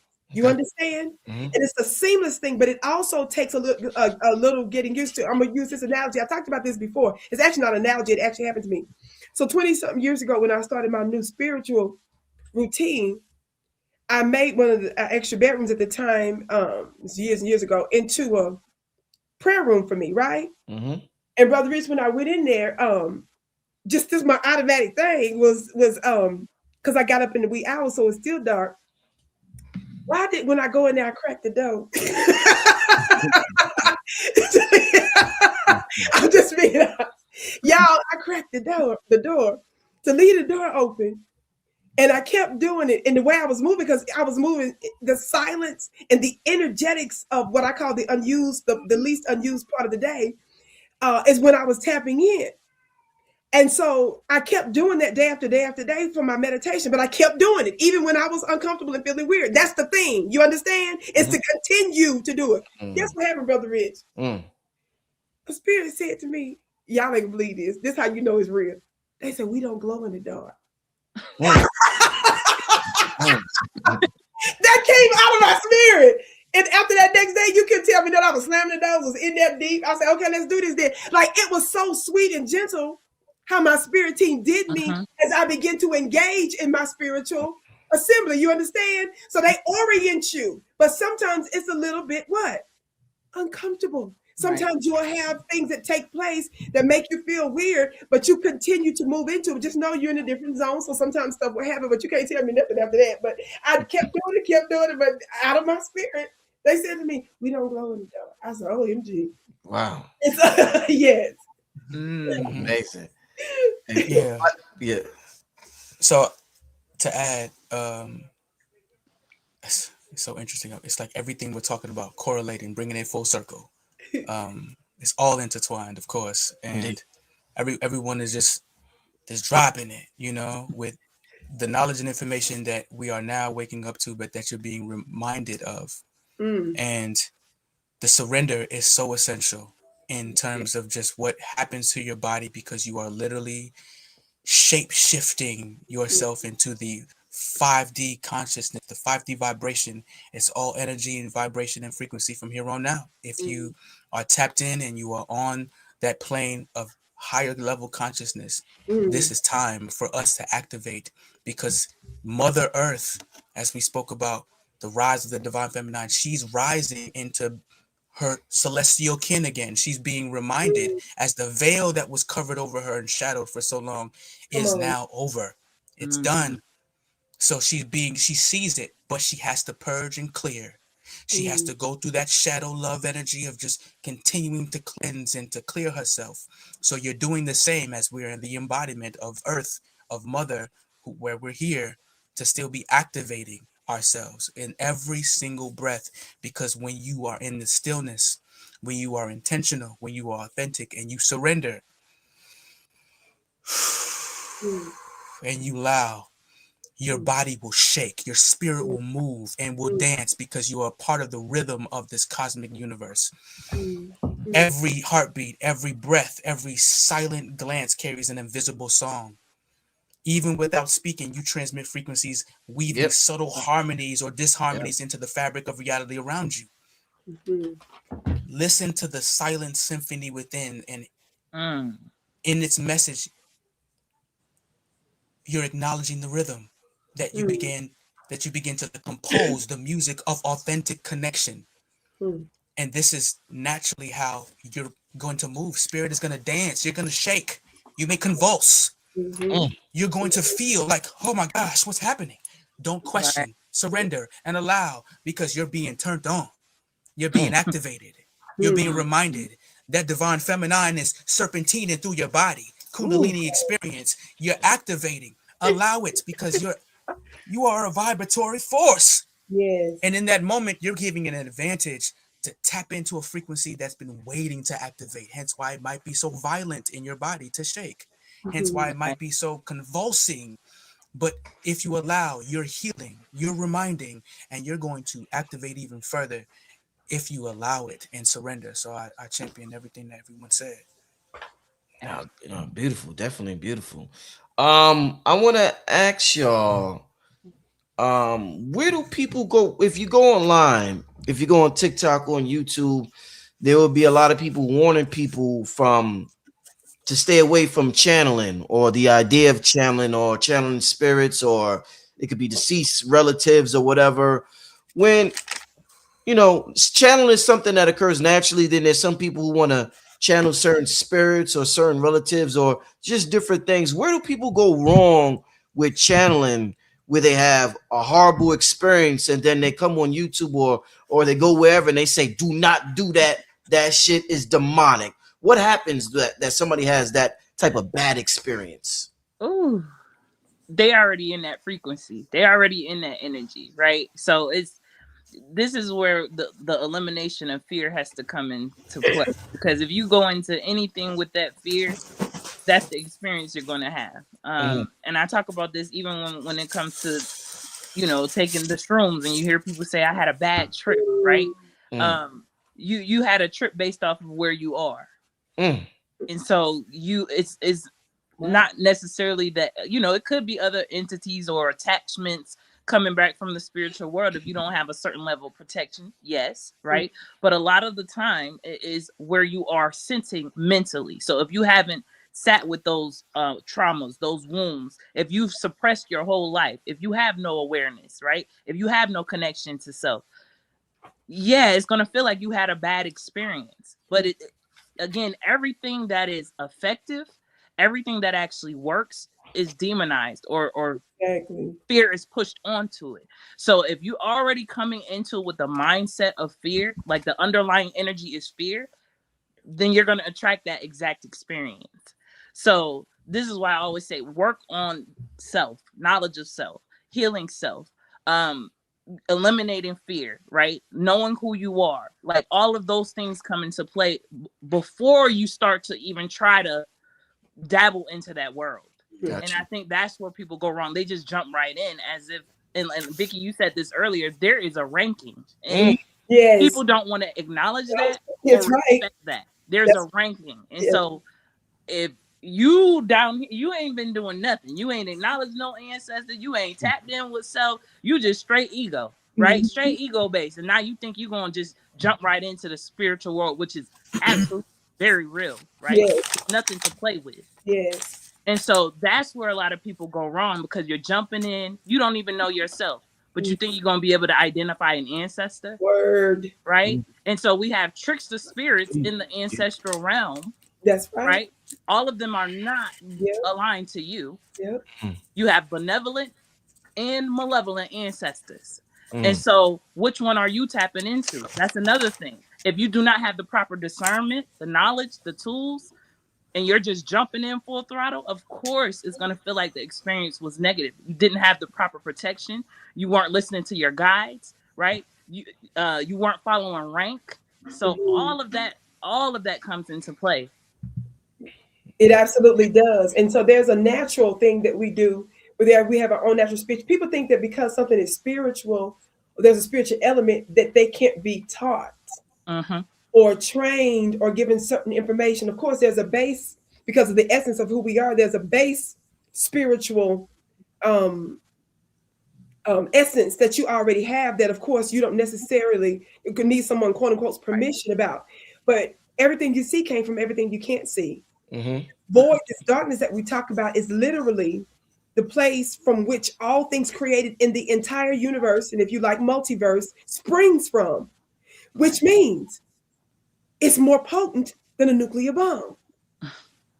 You understand? It's more. So if there's a training required to use a man-made bomb, do you understand what I'm saying? If it's a certain training required for certain degrees that you can get at a university in the natural or something like that, how much more for certain areas of spirituality? So that's what I would like to say. And there are also specialties that certain lineages have by birth and even by training, but even those that have it by birth a lot of times and by blood are still trained, you understand, in a particular way. So I think that a part of your journey of self-discovery start first with you.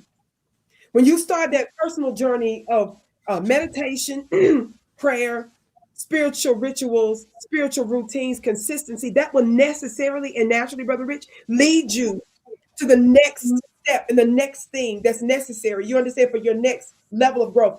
The divine, your spiritual core, your spiritual team, as it were, your higher self, as it were, will actually lead and guide you to that next place, the next even area of certain spiritual, for lack of a better word, expertise and training and a bit of insight that you get. So there's no way you can say that in the natural certain things are so important that it requires training and permission.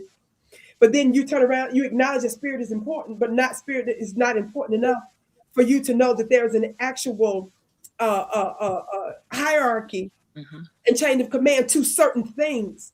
And so start first with yourself and be open to that next part and to recognize it. Can I say something to you real quick, Brother Rich? You know how much I love my ancient Sybil mothers that were known. When I say Sybils, that doesn't mean every ancient Black, specifically the divine feminine prophetess or priestess was considered to be a Sybil. Just a word for a prophetess, yes, but specifically they were referring to the ancient Black prophetesses. Whenever I'm talking about Black, it does not mean that other people groups don't matter.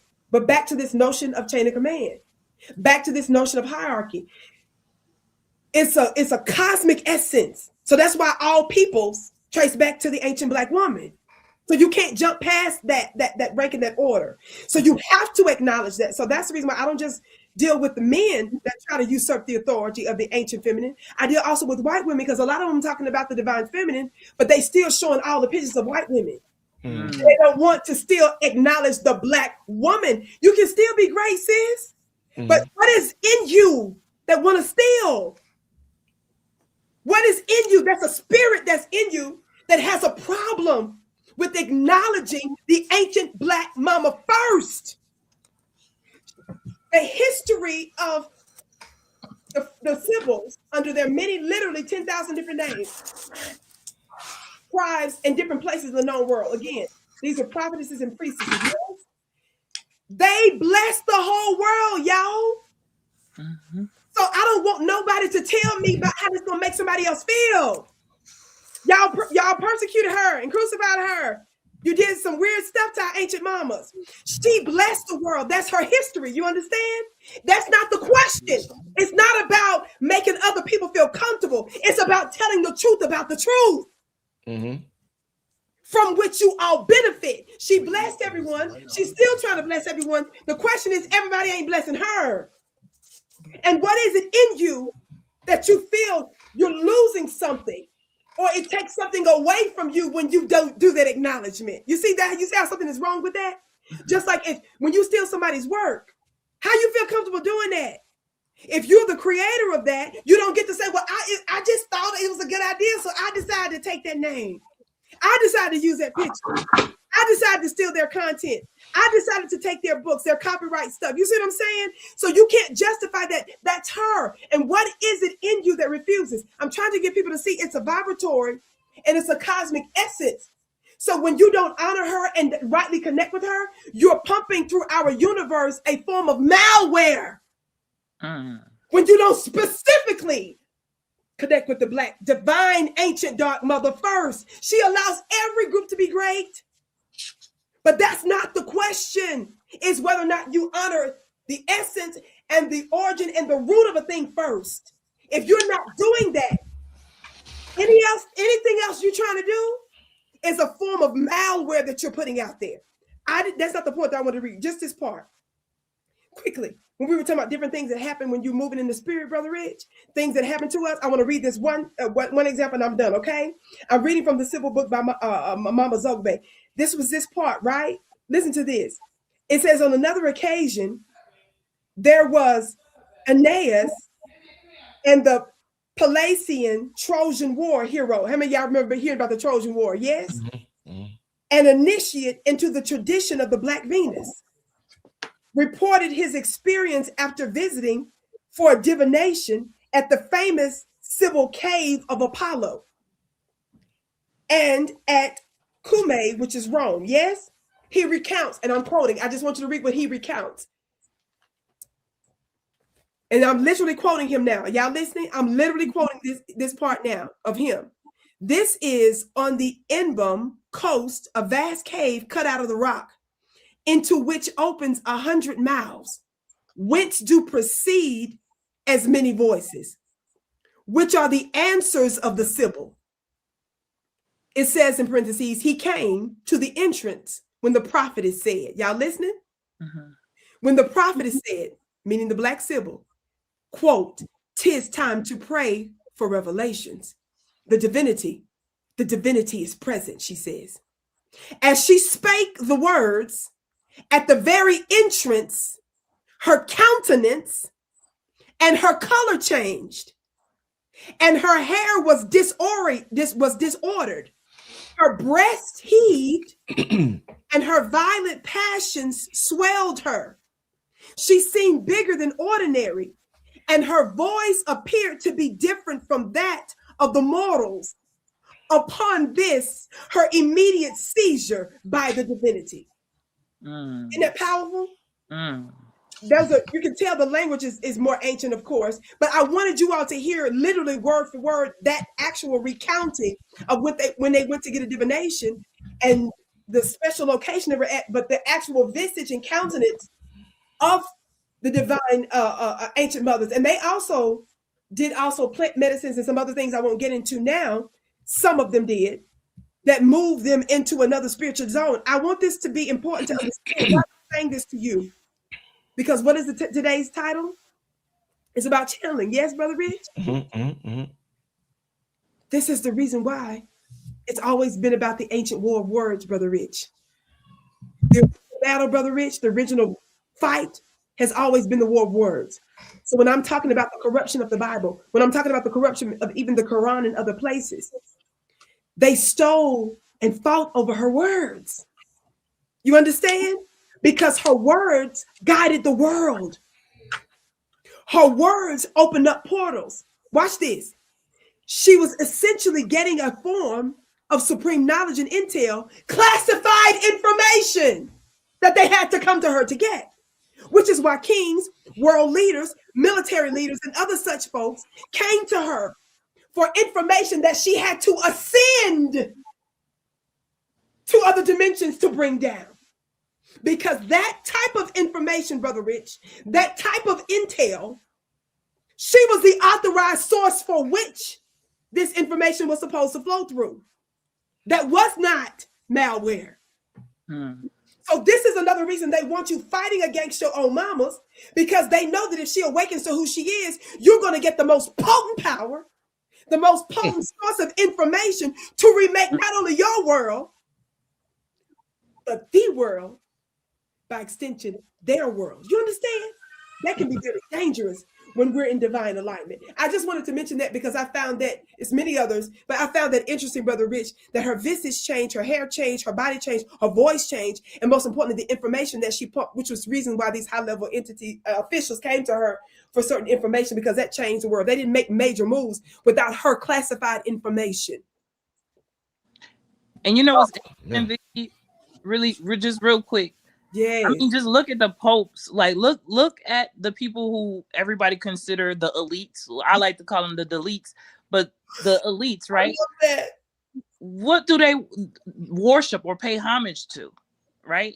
It's a black female, right? It is, and I was stunned when I saw it for the first time, and I'm like, so then the question has to become, well, what do they know that we don't? Oh no, come on, right? That's the question at hand, and that's where you get curious. That's where you start really exploring, because when you really open your mind and you start exploring and seeing why different groups do certain things in reference to certain energies, right? Yeah, you start to put the pieces together. Yeah. And so what you're saying is absolutely factual, Vicki. And the evidence of that is to just watch the people that have been running this world for however many years. Well, it's up for them now, but I'm just saying the ones that were in position to do that. So just look at them. They know the real deal. They know exactly the energy that Vicki's speaking of, the divine feminine, the divine mother, the cosmic mother. They know. So it's us catching up to that now, because we are coming into that awareness. Brother Rich, I know you saw, that's so good, sis. I know you saw, Brother Rich. I heard you say, was it on the broadcast sometime back when you asked about, I don't think I was on it, but you asked about the 300,000 Black women that were forced out of the workforce. And I was discussing that myself several times on different platforms, right? A lot of people were tripping about it, and a lot of talking heads were giving their thoughts about why that is, DEI, and a bunch of other stuff. In the natural, that might be been their intention, but spiritually, that's not the reason. It's not an accident that the 300, which I'm gonna leave them alone, the number. It's not an accident, Brother Rich, that 300,000 Black women were forced out of the workforce in such a short time span.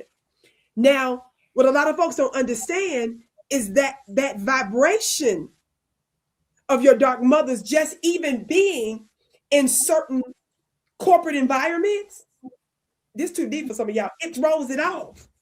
Even if she wants to be a coon.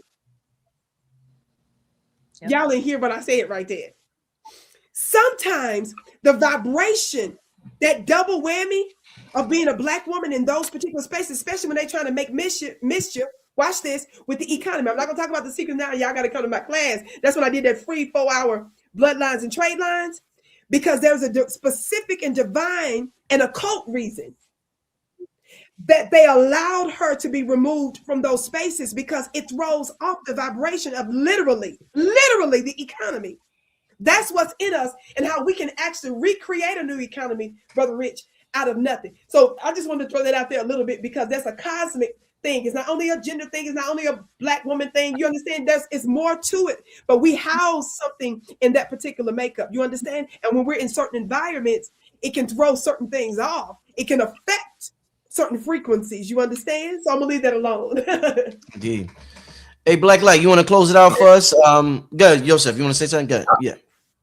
I did want to say one thing about the channeling question you had. It's important to remember to not be so spiritually high, earthly good. And what I mean by that is, talk to me. When a person is practicing spirituality and they start taking mushrooms and stuff like that, I ain't got nothing against mushrooms, like you don't like that, but ayahuasca, all that stuff. If your mind is not balanced, what's going to happen is you're going to have a bad trip. The first thing is going to happen is you're going to be looking for an escape, right? Because you don't want to be here. You want to be in the heavens. You want to be with your ancestors. You want to be with the aliens, whatever it is people want to do, right? And I do consultations every day. I heard everything when it comes to people who take stuff and then all of a sudden they gone, man. You know what I'm saying? That don't happen to everybody, but I'm noticing it be happening to people who don't want to be here. So they're looking for an escape. So they start taking certain things and, I had this beautiful spiritual experience. But one day, because they want to escape so bad, a door opens in their consciousness and it never closes. Or let's just say a TV channel turns on and they can't change the channel. Wow. You know what I'm saying? There's nothing they can do. They hear voices, they see people, all this stuff happens because they can't change the channel. You know what I mean? So I want to warn people, don't be so spiritually high, earthly good. You have to learn how to balance your life out and be okay with living in the world, because you were sent here for a purpose. And I know a lot of young spiritual people struggle with that. They're like, I don't want to be here. I look up at the stars. I think about my home. That's cool. You still got to work a job. You still got to start a business. You were put here for a purpose. You know what I mean? You're put here for a purpose. So at the end of the day, I want people to understand and remember to, don't go looking for escapes. Because that can open that consciousness. And then that person may be on YouTube or the TikTok saying it's all the devil. You know what I'm saying? And it's not. Taking ayahuasca, taking all these things, they open you up. But I think people should do it in a place of a shaman. That's just my opinion. But if they don't, cool. Just don't be looking for an escape all the time, because when you're trying to escape, an entity's going to notice that. You know what I'm saying? And it's going to open up a door or a window in your consciousness you can't close. You can't close. And those are some of the bad trips that people have. I just want to say that. Well, that's great advice. Well said, my brother. Blaklight, why don't you close this out for us, my brother? There's no external authority or doctrine that can control you when you know that the spark of the prime creator burns inside your own heart. For long ages, humanity was taught to seek God only in the heavens or in temples, denying the divinity within. But now this illusion is melting away as we realize that our internal connection is the creator through the spark in your heart. So you carry the authority of divine truth within. As sovereign divine beings, we no longer seek the guidance or salvation outside. We find it by aligning with that God self within. So take time to commune with that inner source through prayer, through meditation and stillness. For there, you'll find that every answer is there. And then when your consciousness is illuminated by this truth, you naturally radiate the love and wisdom, uplifting those around you without even needing to say a word. And as you recognize the divine within yourself, you just begin to see it in all others, which deepens your compassion and connection to all life. Mira is her name. She was I believe, a Palladian entity. She gave me like 7 codes for ascension, like the pillars of radiant awakening. She called it like the 7 blueprint codes for ascension. One was, you are not powerless. 2 is like, love is the highest power in the universe. 3 is, be fully present in the now. 4, shine your light without fear. 5, all is one. 6, live in joy and gratitude. 7, remember your soul mission. So in the new earth, or 5-dimensional Gaia, it's not of dreams, but with realized potential, Telepathy will replace spoken language. There is no need for words when your heart speaks in the pulses of light. Truth is immediate. Connection is total. There is no misunderstanding, only resonance. So illness and aging becomes echoes of the past, no longer relevant. Your light body, fully activated, regenerates itself in harmony with source. Like you don't grow old, like you expand in radiance. Mm. The systems that you once knew, the the what is it, education, economy, politics, they're Mm-hmm. gonna transform into living forms of unity now. So children, they're gonna learn through joy and Mm. through curiosity and uniqueness, no longer memorization. Mm. So the abundance is going to flow through shared purpose, not competition. Mm. Leadership energizes from soul alignment, not control. Mm. Technology is going to evolve with consciousness, free energy, teleportation, and instances. Healing are, well, healing will be instantaneous rather. Mm. And they're no longer going to be science fiction. So they're just going to be natural extensions of us, a species, remembering its place in the stars. Mm. So the shift is not a lightning strike. It's a gentle unfolding, like the petals of a cosmic lotus. So presence is your greatest ally. Mm. And in that stillness, you will feel the resistance, you will feel the shadow, you'll feel the essence of something awakening. The fire is going to burn, and you are going to be reminded that something wants to live and be reminded. And that usually is that divine feminine energy again that is awakening in the planet on her ascension to go through her own shadow.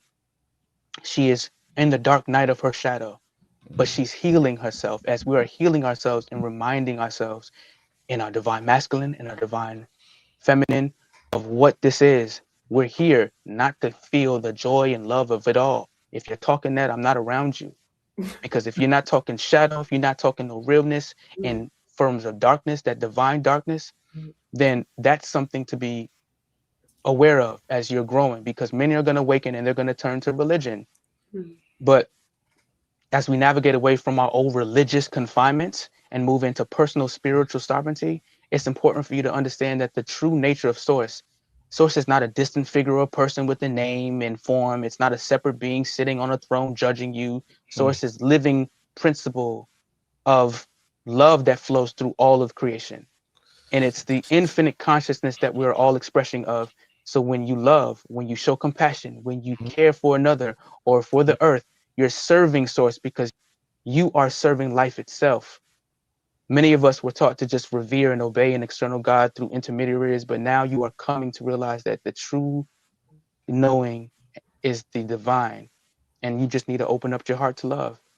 And this is the unapologetic version of what God is in essence, to be man, to be woman, to be both and whole in oneness, and to just simply move through all of the resistant energies that are here to challenge, to move you to grow further. So the fear, the false evidence appearing real in your journey, those reminding energies of them entities, they could be past lives, they could be then your malevolent forces that are seeping through because they see your light expanding. This is just a simple test or an opportunity. It's a growth mission for you because the veil of forgetfulness on earth is so deep. It's so deep that it makes this journey in our spiritual experience a soul master class in evolution. So the veil is so thin, it's already here for us. Everything that we call in is working for us. So I say every day in closing, I say, Source, I know you've awakened me for a reason. I know you've awakened us for a reason. Let me make it collective as I say this. I know you've awakened us for a reason. We stand in your presence, aware of the boundless love that flows through us. We declare today or this evening a day of miracles. We are not bound by yesterday's struggles, nor are we trapped in fear of tomorrow. We stand in the fullness of your grace, knowing that everything we seek is already ours. Our hearts are open, our spirits are ready, our paths are clear. We receive divine guidance, we receive divine peace, We receive divine provision. We are whole. We are free. We are victorious. Ashe, oh, namaste. I see. Man, wow. What a show, what a show, what a show, what a show. I want to thank all of y'all.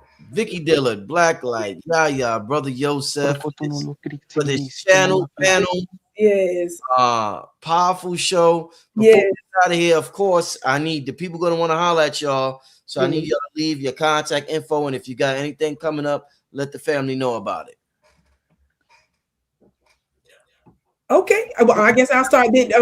Fam, Vicki Dillard here. You all can find out everything if you want to know about where I'm broadcasting on now.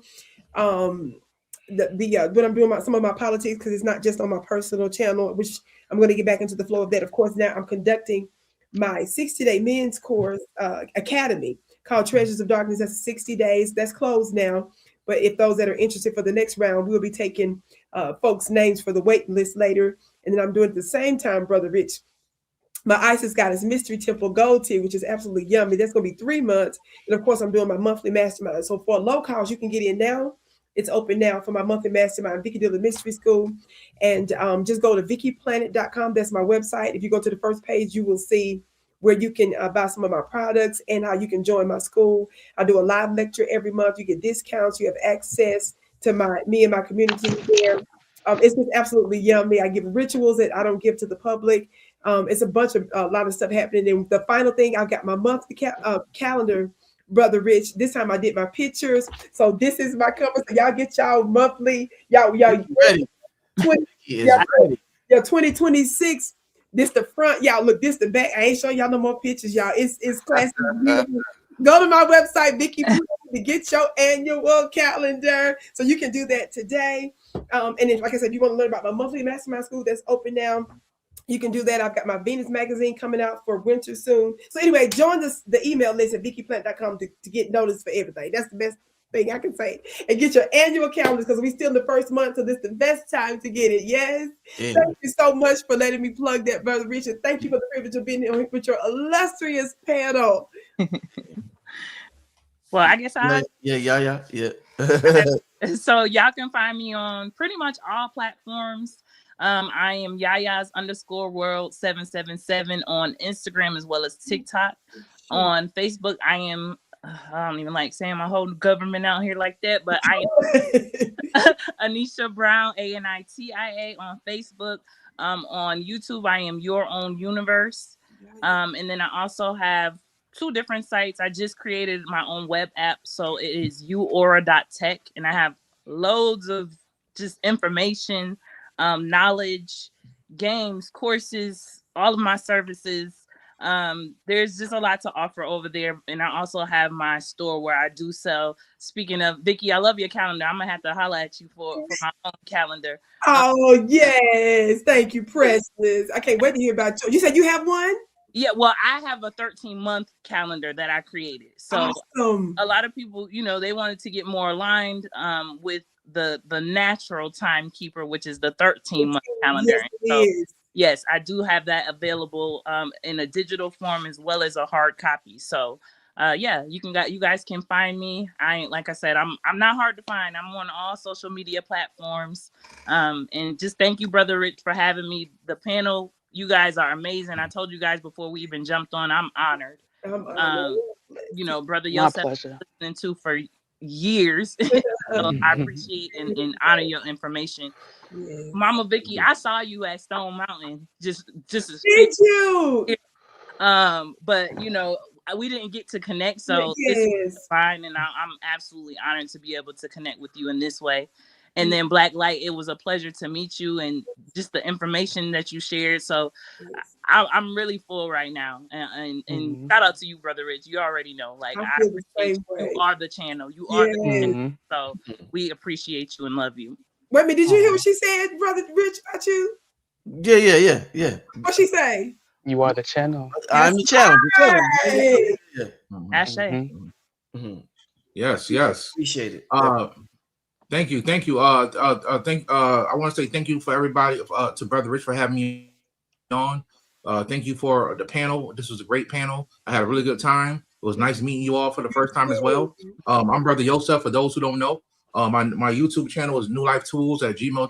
New Life Tools on YouTube. My email is newlifetools, NULYFE tools at gmail.com.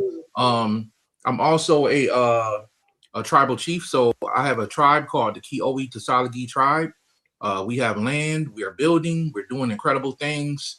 We are accepting members only in Texas right now because we're trying to build more people in Texas, but we have people in all over the world. We have people all over the world right now. So I'm grateful for that. We're building. If you want to contact us, you can go to Kiowi, KEOW Ministries.org. Or you can also email us at KEOWEE tribe at gmail.com. Also, I have a Patreon. I'm Brother Yosef on Patreon. I'm New Life Tools, NULYFE Tools on Instagram. And I'm Brother Yosef on TikTok, Brother Yosef 0 on TikTok. So, yes, also, once again, we're having an event in February for all couples who want to come out. We're going to have food. We're going to have a good time. We're going to do a panel. If you're a male, the first thing we do when you show up, we give you a rose, and we tell you why we're giving you a rose for other things. So we're going to have a really good time, and we're just, it's going to be a panel of a few people that have been together for a long time. Brother Dreamwise, Sister D-Ray, myself, and if people want to know if my wife coming, you got to show up to find out. You know what I'm saying? You got to show up to find out. You know what I'm saying? My wife does have a makeup line called Glow Up Essentials. That's GLO glowupessentials.org. For those who want to check the website out. But if you're single, you're looking for someone, you might meet them at this event. You know what I'm saying? If you're a couple, you want to come give some advice, we can do that. So it's going to be a good time, family. February 14th. Thank you again for inviting me, Brother Rich, on this panel. I had a good time, and thank you all for coming and watching this tonight. I appreciate everybody. Oh, thank you. Yep, absolutely. Yeah. It's an absolute honor and a pleasure. Like, I gotta take a deep breath.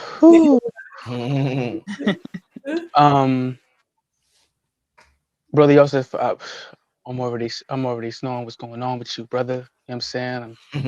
I'm tapped in with you on a different vibration. Yeah, goddess. Thank you so much for your energy and sharing the space with you. It's been a pleasure and an honor. Likewise. Goddess Vicki, there's something going on. We have like something going on, like ancestrally, the spirit energy. We have like a kin celestial spirit that's I like when I was on mute and I was speaking light language, and that's something I would love to build with you after, because you're my Capricorn reflection, but there's something that, like, as soon as I saw you, I'm like, because there's something else going on. So, Brother Rich, you're a goat. Yes. You're a goat. You're a goat. You're a goat. You're a goat. So my name is Blaklight. I'm a DJ. I'm a musician. I've been behind the scenes until now, forever.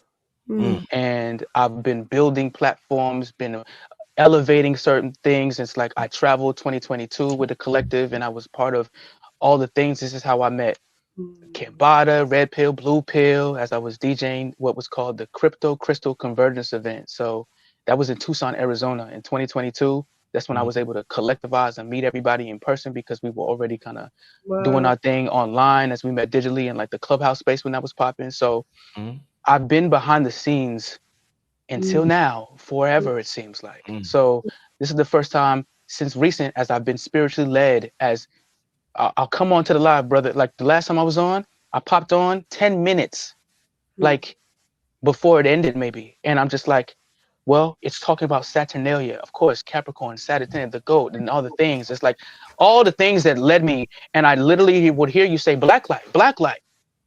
and then I pop up, but it's by no coincidence. I've been, and you'll see me, because now there's a lot of things in the works. I even got my spirit family getting on my head, like, bro, but come on, man, get your website. It's like, you can reach me at IG. I've been like in the shadows, literally, but it is IG Blaklight 88 where you can definitely book a reading, because I've been doing readings on, like, just without something being officially in a space to where you can find me Mm. to then, but it is something that I am building the back channel of it so that I, of course, can monetize this gift now. Mhm. I even just gave a reading today. Everything was so synchronistic. I'm a life path 8. She wore a infinity on her neck. I wear it on my ear. This is our time, as the greatest of all time. Mm. Call me forth, but he shares with my Virgo moon. As a Virgo, his life path is 8 as well. It's like this is all happening as it should. I'm in the year of the 1. I just left the year of the 9, this snake, and I shed so much. I quote unquote lost so much, but I was able to clear and become. And so as a fire stellium energy, and now what is the year of the horse, and Mm. this one energy bringing in this fire and this air, it is all coming forth. So on 1/1 is my B-day. Mm. And Okay. so you just can't make this up. Wow. And I'm so grateful. I'm literally giving readings now. Instead of, like, I have a buildup of testimonials, Mm. I've been DJing in Minnesota, the Arctic lands, and I have over 122 like weddings and events that I've done here. Mm. And it's just time, as I've been moving and traveling, touring. Shout out Facts, Food, Art, Clothing, Technology, Shelter. If you're familiar, we shot that video. I'm part of that movement. This is Mm. the energy in which then we come together as a collective in this year of the 1. And I'm so honored and I'm so grateful. Mm. And I'm so looking forward to working with y'all in the physical, in person, as I said once before, but now I'm reenacting it in a different timeline. We're creating our paths. And I want to share one more thing, because someone is calling me to say this. You're not waiting to be saved. You are the one you have been waiting for. The sacred intelligence that forms galaxies, that breathe life into stars. It flows through your veins. It whispers in your thoughts. It moves in your emotions. It asks not for worship, but for expression. So when you choose truth over fear, compassion over judgment, you're not obeying a higher power. You are the higher power remembering itself. Mm. And Okay. here lies the most liberating truth of all. Your life is not shaped by circumstance. It is shaped by consciousness. Mm. When you align with the infinite mind, you become the architect of your own reality. You emit frequency, you sculpt energy, you write your life with the brush of intention. You are not here to fit into a mold. You are here to shape reality with your very presence. You are not a follower of the light. You are the light, waking, breathing, choosing, becoming. This is your sacred inheritance. This is what it means to live as a sovereign creator. Let the illusion dissolve. Let the remembering begin. You are standing at the threshold between two worlds, one built of fear and separation, the other woven from unity, frequency, and heart. The shift from 3D to 4D is not a place you travel to. It is the state of being that you awaken from within. So in a three-dimensional world, reality is bound to structure, linear time, rigidity, identity, ego-driven survival. You're not taught to seek approval anymore or to chase success, to find worth in the outer, but none of that is held in your truth. You're awakening, you're becoming. I say to you all, I love you all. Thank you so much for the space. I'm so honored. Indeed. Once again, thank you to everybody in the chat. Oh, one more thing, Yosef and Vicki, I forgot. How was the cigar experience for y'all? Because I sent y'all the cigars. How I didn't even get to act. I didn't get to talk to y'all since y'all had it. I sent them some cigars, y'all. This is my first time hearing their testimony. How was it, y'all? It was so absolutely amazing. Of course, I told you I use it for magic behind the scenes because I'm like normally not like a general smoker or whatever. But so I use it for magic. And let me tell you something. It took my ritual to a whole nother level. And in fact, I was like, he played too much. That's actually what I said.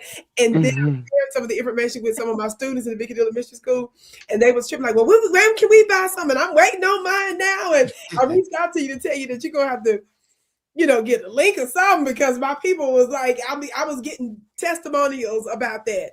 So anyway, it was just a blessing. I felt so yummy. I took a picture. I made it a big thing on social media. I put it up on a few of my social media platforms, and the response was very, very good, very good. So I thank you so much. Yes. Indeed. Brother Yosef, how was Yes, man. When you gave them to me, man, the people heard that night when you say he's gonna give them to me. Some of my people around me heard it. And they was like, please let me get one of those. and I gave it to them, and they came back with incredible testimonials, altar work. They beg it. They asked me for more. Please, man, talk to them again. You know what I'm saying? So, brother, that is some genuine, the most genuine, pure stuff ever, bro. So, please, brother, you get more, let me know. We Listen, I just went to Honduras about 2 weeks ago, so I got all of y'all. Everybody on the panel, I got all of y'all. Yaya, Blaklight, Yosef, I got all of y'all. So yes, I was just about to say, I never tried it. The altar work was out of this world. The altar work was out of this world. Said that's the most potent. Dan, that's I appreciate that. I appreciate and we gotta go, but I just want you to know. I don't know if you noticed the connection between the title of our theme tonight and what you just ended with by asking about that smoke. That's a whole nother magic. You got to come to food, but that's got to do with it's got to do with right. Listen, family, I don't want to keep you any longer. I appreciate y'all. Thank you so much. Thank you so much. Peace and love, peace and love, peace and love, peace and love, peace and love. Shout out to everybody on the panel. I really appreciate everybody. Oh man, that was powerful. Yo, I told y'all I got to revive energy this year. And I'm gonna do some explosive shows this year. Some revolutionary shows, some energetic, electrifying shows. This show was amazing. I really appreciate this show. I'm gonna have a channel panel like probably once a month or something like that, and add people, take I might do a channel panel with 15 people in one show. You never know. You know what I'm saying? But that was awesome. I want to thank everybody for tuning in. Everybody who tuned in. Oh, let me share with y'all the link. I seen somebody ask for the link. For the cigar. Oh, that was so dope with Vicki and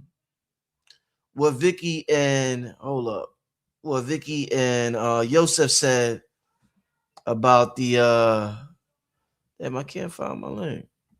Give me 1 second, y'all. Give me 1 second. Okay. Yeah, that was, I'm because I gotta go to Honduras, and I know the extent that I have to go through to get them. And I know once you're in Honduras, I got somebody that they go 4 hours deeper within Honduras just to get it and bring it to me, closer to the airport. So it's like they're so rare. They're so rare, and they're not tainted. Like it's not tainted like what maybe tobacco you might get in the States are. So when I say family, and I like the shamans use them out there. The average person out there doesn't use these. It's the shamans that utilize them out there. But I was blessed enough, my spirit and my energy was pure enough for me to be blessed with receiving them and bringing them back to the States. So yeah, Honduras, the home of Dr. Sebi. So that's the link, family. If you want to experience what Brother Yosef and the Queen Vicki Dillard experience, you can click on the link. It's donation based.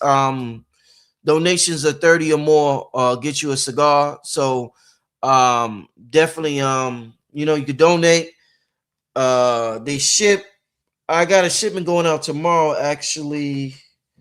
So yeah, I got a shipment going out tomorrow. But if you order tomorrow, they'll probably ship in about a week. But listen, family, I like I said, it's just dope to it's dope to hear that. Somebody said it's difficult to get them in the United States. No, not at all. Not at all. Not at all. Not at all. Yeah, I need to somebody said come to Panama. I need to visit Panama. I definitely need to visit Panama. I definitely need to visit. What's up with y'all though? Let me see what y'all talking about. Somebody said it's best to donate more than 30 because you're gonna find yourself using more than you expect. I said, yeah, okay. So Stu, so you experienced in them, huh, Stu? I think I remember you ordering some. You saying in a previous show you was gonna order something like that. Yes, they are hand rolled. Yeah, indeed, they are hand rolled. Yep, and you can tell they come straight from Mother Earth. You can. They don't have a chemical in sight. That's how they smell. That's how they look. Like I said, they glisten. Sometimes if you get some of them, like right now they glisten. I might not be able to see it on the camera, but they like have a glisten to them. They come straight from Mother Earth. You could tell they don't have one single chemical within them. So yeah, it's just dope. I feel blessed, you know, because it go with my whole aura. Me having cigars, it go with my whole aura, you know, Black Magic, Radiohead Rich, and the channel and what I'm into and things like that. It go, you know, go with my whole vibe. It's part of my whole rhythm. It's part of my rhythm. So I'm appreciative. But man, that was a good show. Wow, that was a good show. I'm thankful for that show. I got another show coming up with a big group. Either this week or next week, we're gonna do a Moorish roundtable. It's gonna be called Knights of the Moorish Roundtable. And I'm gonna get the Moors on here, and we're gonna have a good conversation about the future of the Moorish paradigm. And I want to get some real good people on there. So I'm gonna be reaching out to some folks. I gotta call Sharif. That's my Moorish brother that, you know, I go to him for information. Yeah, he's the top brother for me. Like when it comes to going to information, when it comes to Moorish information. So I'm gonna talk to him about some of the people that I should be getting in touch with. I'm definitely gonna reach out to Isaiah the Duke. I'm probably gonna call the Duke either tomorrow, the Duke of Tears tomorrow or Thursday. Shout out to the Duke and Selena. A matter of fact, shout out to Selena. Yo, I got this product for my daughter's hair. My lady got this product, ordered a product from Selena from the website, and it helped a lot. One of her products, Selena got that shit on smash with her products. So, you know, tell Selena, Brother Rich said, you know, yeah, good job with the products. You know what I'm saying? But I'm gonna reach out to Isaiah, definitely, Sharif, and I don't know who else. Who's the sisters? Where are the women out there in the Moorish Empire? Who's some of the female speakers?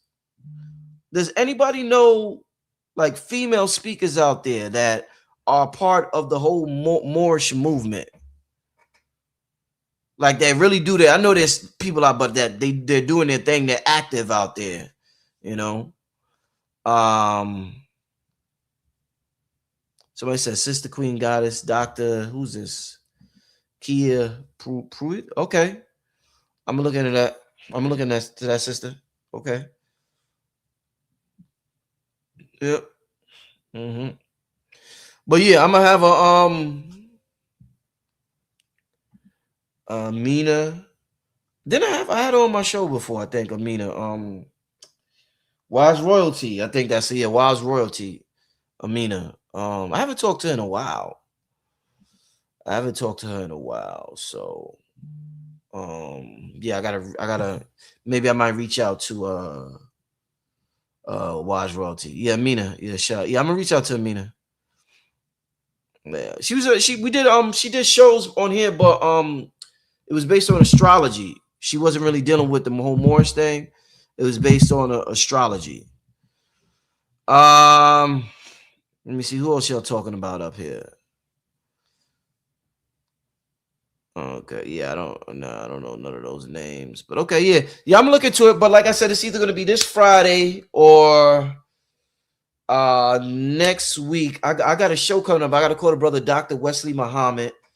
I'm doing something with Dr. Wesley Muhammad soon. But yeah, I'm just I'm turned up for 2026. Like I told you, I got more of my mama mentality. I'm tapping more into my divine masculine energy. I gotta be on that mamba time, Gotta develop that killer instinct again. I got kind of laid back last year. So oh man, it just feels good. It feels good to enjoy doing this. And it feels good to enjoy doing this because I've been doing this for so long. And to still get so much enjoyment out of this, it's amazing. It's amazing. Shout out to everybody ordering the cigars. I'm gonna share this link one more time before I get out of here. Once again, family, you heard what Brother Yosef said. Brother Yosef said that's the purest. Yosef, that's the purest shit ever on earth. That's Brother Yosef. He don't even eat it. Brother Yosef don't do none of that stuff, but he like that's the purest on earth. So I'm definitely gonna bless the whole panel for tonight.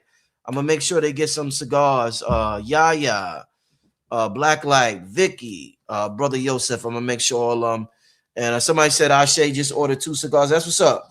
Yeah, I'm gonna make sure, like I said, give me about a week. Give me about a week to get them out. If you're ordering today, give me about a week and a half to get them out. And but wow, man, what a show! Like I said, I look forward. I'm gonna do a lot of group shows this year. I'm gonna do a lot of I want to do at least one big group show a month. I'm definitely gonna get back to the book club, and I'm gonna do a book review once a month. So there's several shows I'm gonna do once a month lined up. I see Blaklight in the chat. Shout out to you, my brother. Thank you once again. You know, somebody said can only donate on PayPal. Yes. You know, some people donated on Cash App and I never see it. And then they hit me up like a month later, like, yo, I never got the cigar. And I'm like, I never even gave you my Cash App link. But it's all good. I figured out, like, if you don't get your cigar in a 3 weeks, a month, we'll figure it out and I'll get it out. You know, if there's something to figure out, we'll figure it out. You know what I'm saying? Some people send it to my old PayPal. You know what I'm saying? So it just depends. But yeah, we'll figure it out. But this is our technology. You see how they unveiling their technology, but they not like us. Our technology is Mother Nature. So you heard like how the brother G Host was on the show, and he was showing some of our technology. Like we got our technology about how we tap in. You know, our third eye, the computer could never do what we could do. AI can never do what we do. But like I said, this is why I keep stressing the signal versus noise. We just got to get away from the noise at this point. It's so strong. The signal is so strong that this is why the noise, they got to make the noise stronger and stronger and stronger and stronger, because the signal is so strong now from Mother Earth, from the center of the galaxy. The signal is so strong now. So if we just embrace silence a little more, man, the answers will come flowing to you, man. It'll just come flowing to you. But I'm embracing our technology. You know, you got to embrace what resonates with you. So figure out what resonates with you. Tap into that. But like I said, I just appreciate everybody tuning in. Appreciate the panel. And I will see y'all. Oh, matter of fact, I'm going to be back tomorrow with KT. Me and KT is going to be dealing with frequencies tomorrow. So KT is going to be on tomorrow, and then I won't be back on until Friday. So yeah, tune in tomorrow night for the brother KT, and then I'll be back Friday. You know, another thing I'm this big group show I want to have is a big health conference. I want to get KT, Yaki, a lot of the health brothers and sisters on the channel, and have a panel with the health. The individuals that deal with health in our community. So yeah, so there's like, you know, I'm gonna do any suggestions, let me know, but I'm gonna do a lot of like, you know, group shows and things like that. You know, what's in my pocket? I would scream, but my daughter, somebody said, what's in my pocket? And you know what I'm saying? And I haven't screamed that this year yet, but since my daughter's asleep, I ain't going screaming now. But don't get me hyped, don't get me started. I was about to get off this show, but you know, big face hundreds all day, every day. We the big face 100 gang over here, y'all. We are rich beyond words because we come from Prime Source Creator, and richness goes beyond fiat. Richness could extend in so many different directions in your life. We are wealthy, and we got to start embracing that wealth and walking in that frequency so the universe can mirror back to us what we are telling it, that who we are. So yeah, big face hundreds all day. We get that money. We get that spiritual money. We get fiat. We get that love money. You know what I'm saying? We get that love currency. We get all of that. So yeah, shout out to the big face 100 game. And 2026 is going to be wonderful for all of us. Shout out to AA. He took this image of Little Kim. He made Little Kim royalty. So he gave her the crown, the third eye. He calls it Little Kim. It's like Kemet, Kem. So instead of Kim, The shirt says Little Kim. It says Little Kim. So, you know, even in our most savage state, we are still gods. And if we can remember that when we are at our lowest, we'll never forget that when we are at our highest. With that being said, this is Radiohead Rich, you know, the Tobacco Chief. I'm back in town. I done hit the planet. I'm here. Thank you. As y'all can see, I be getting hype and I get excited and I'll start screaming and shit. Y'all be like, what's wrong? Why he act like? I just be getting excited and shit like that. You know what I'm saying? But I will see y'all tomorrow 9 o'clock with the brother KT. Once again, shout out to everybody. Vicki, Yaya, Blaklight, and brother Yosef. Wonderful broadcast. Take this energy with y'all to the dreams. And y'all know I still do my water rituals at night. I just ain't been talking about it because I don't need to mention every time I do something. But make sure y'all find a way to tap into your subconscious tonight so it can serve you tomorrow. All right. With that being said, this brother Rich tapping out. Peace, family. Peace and love.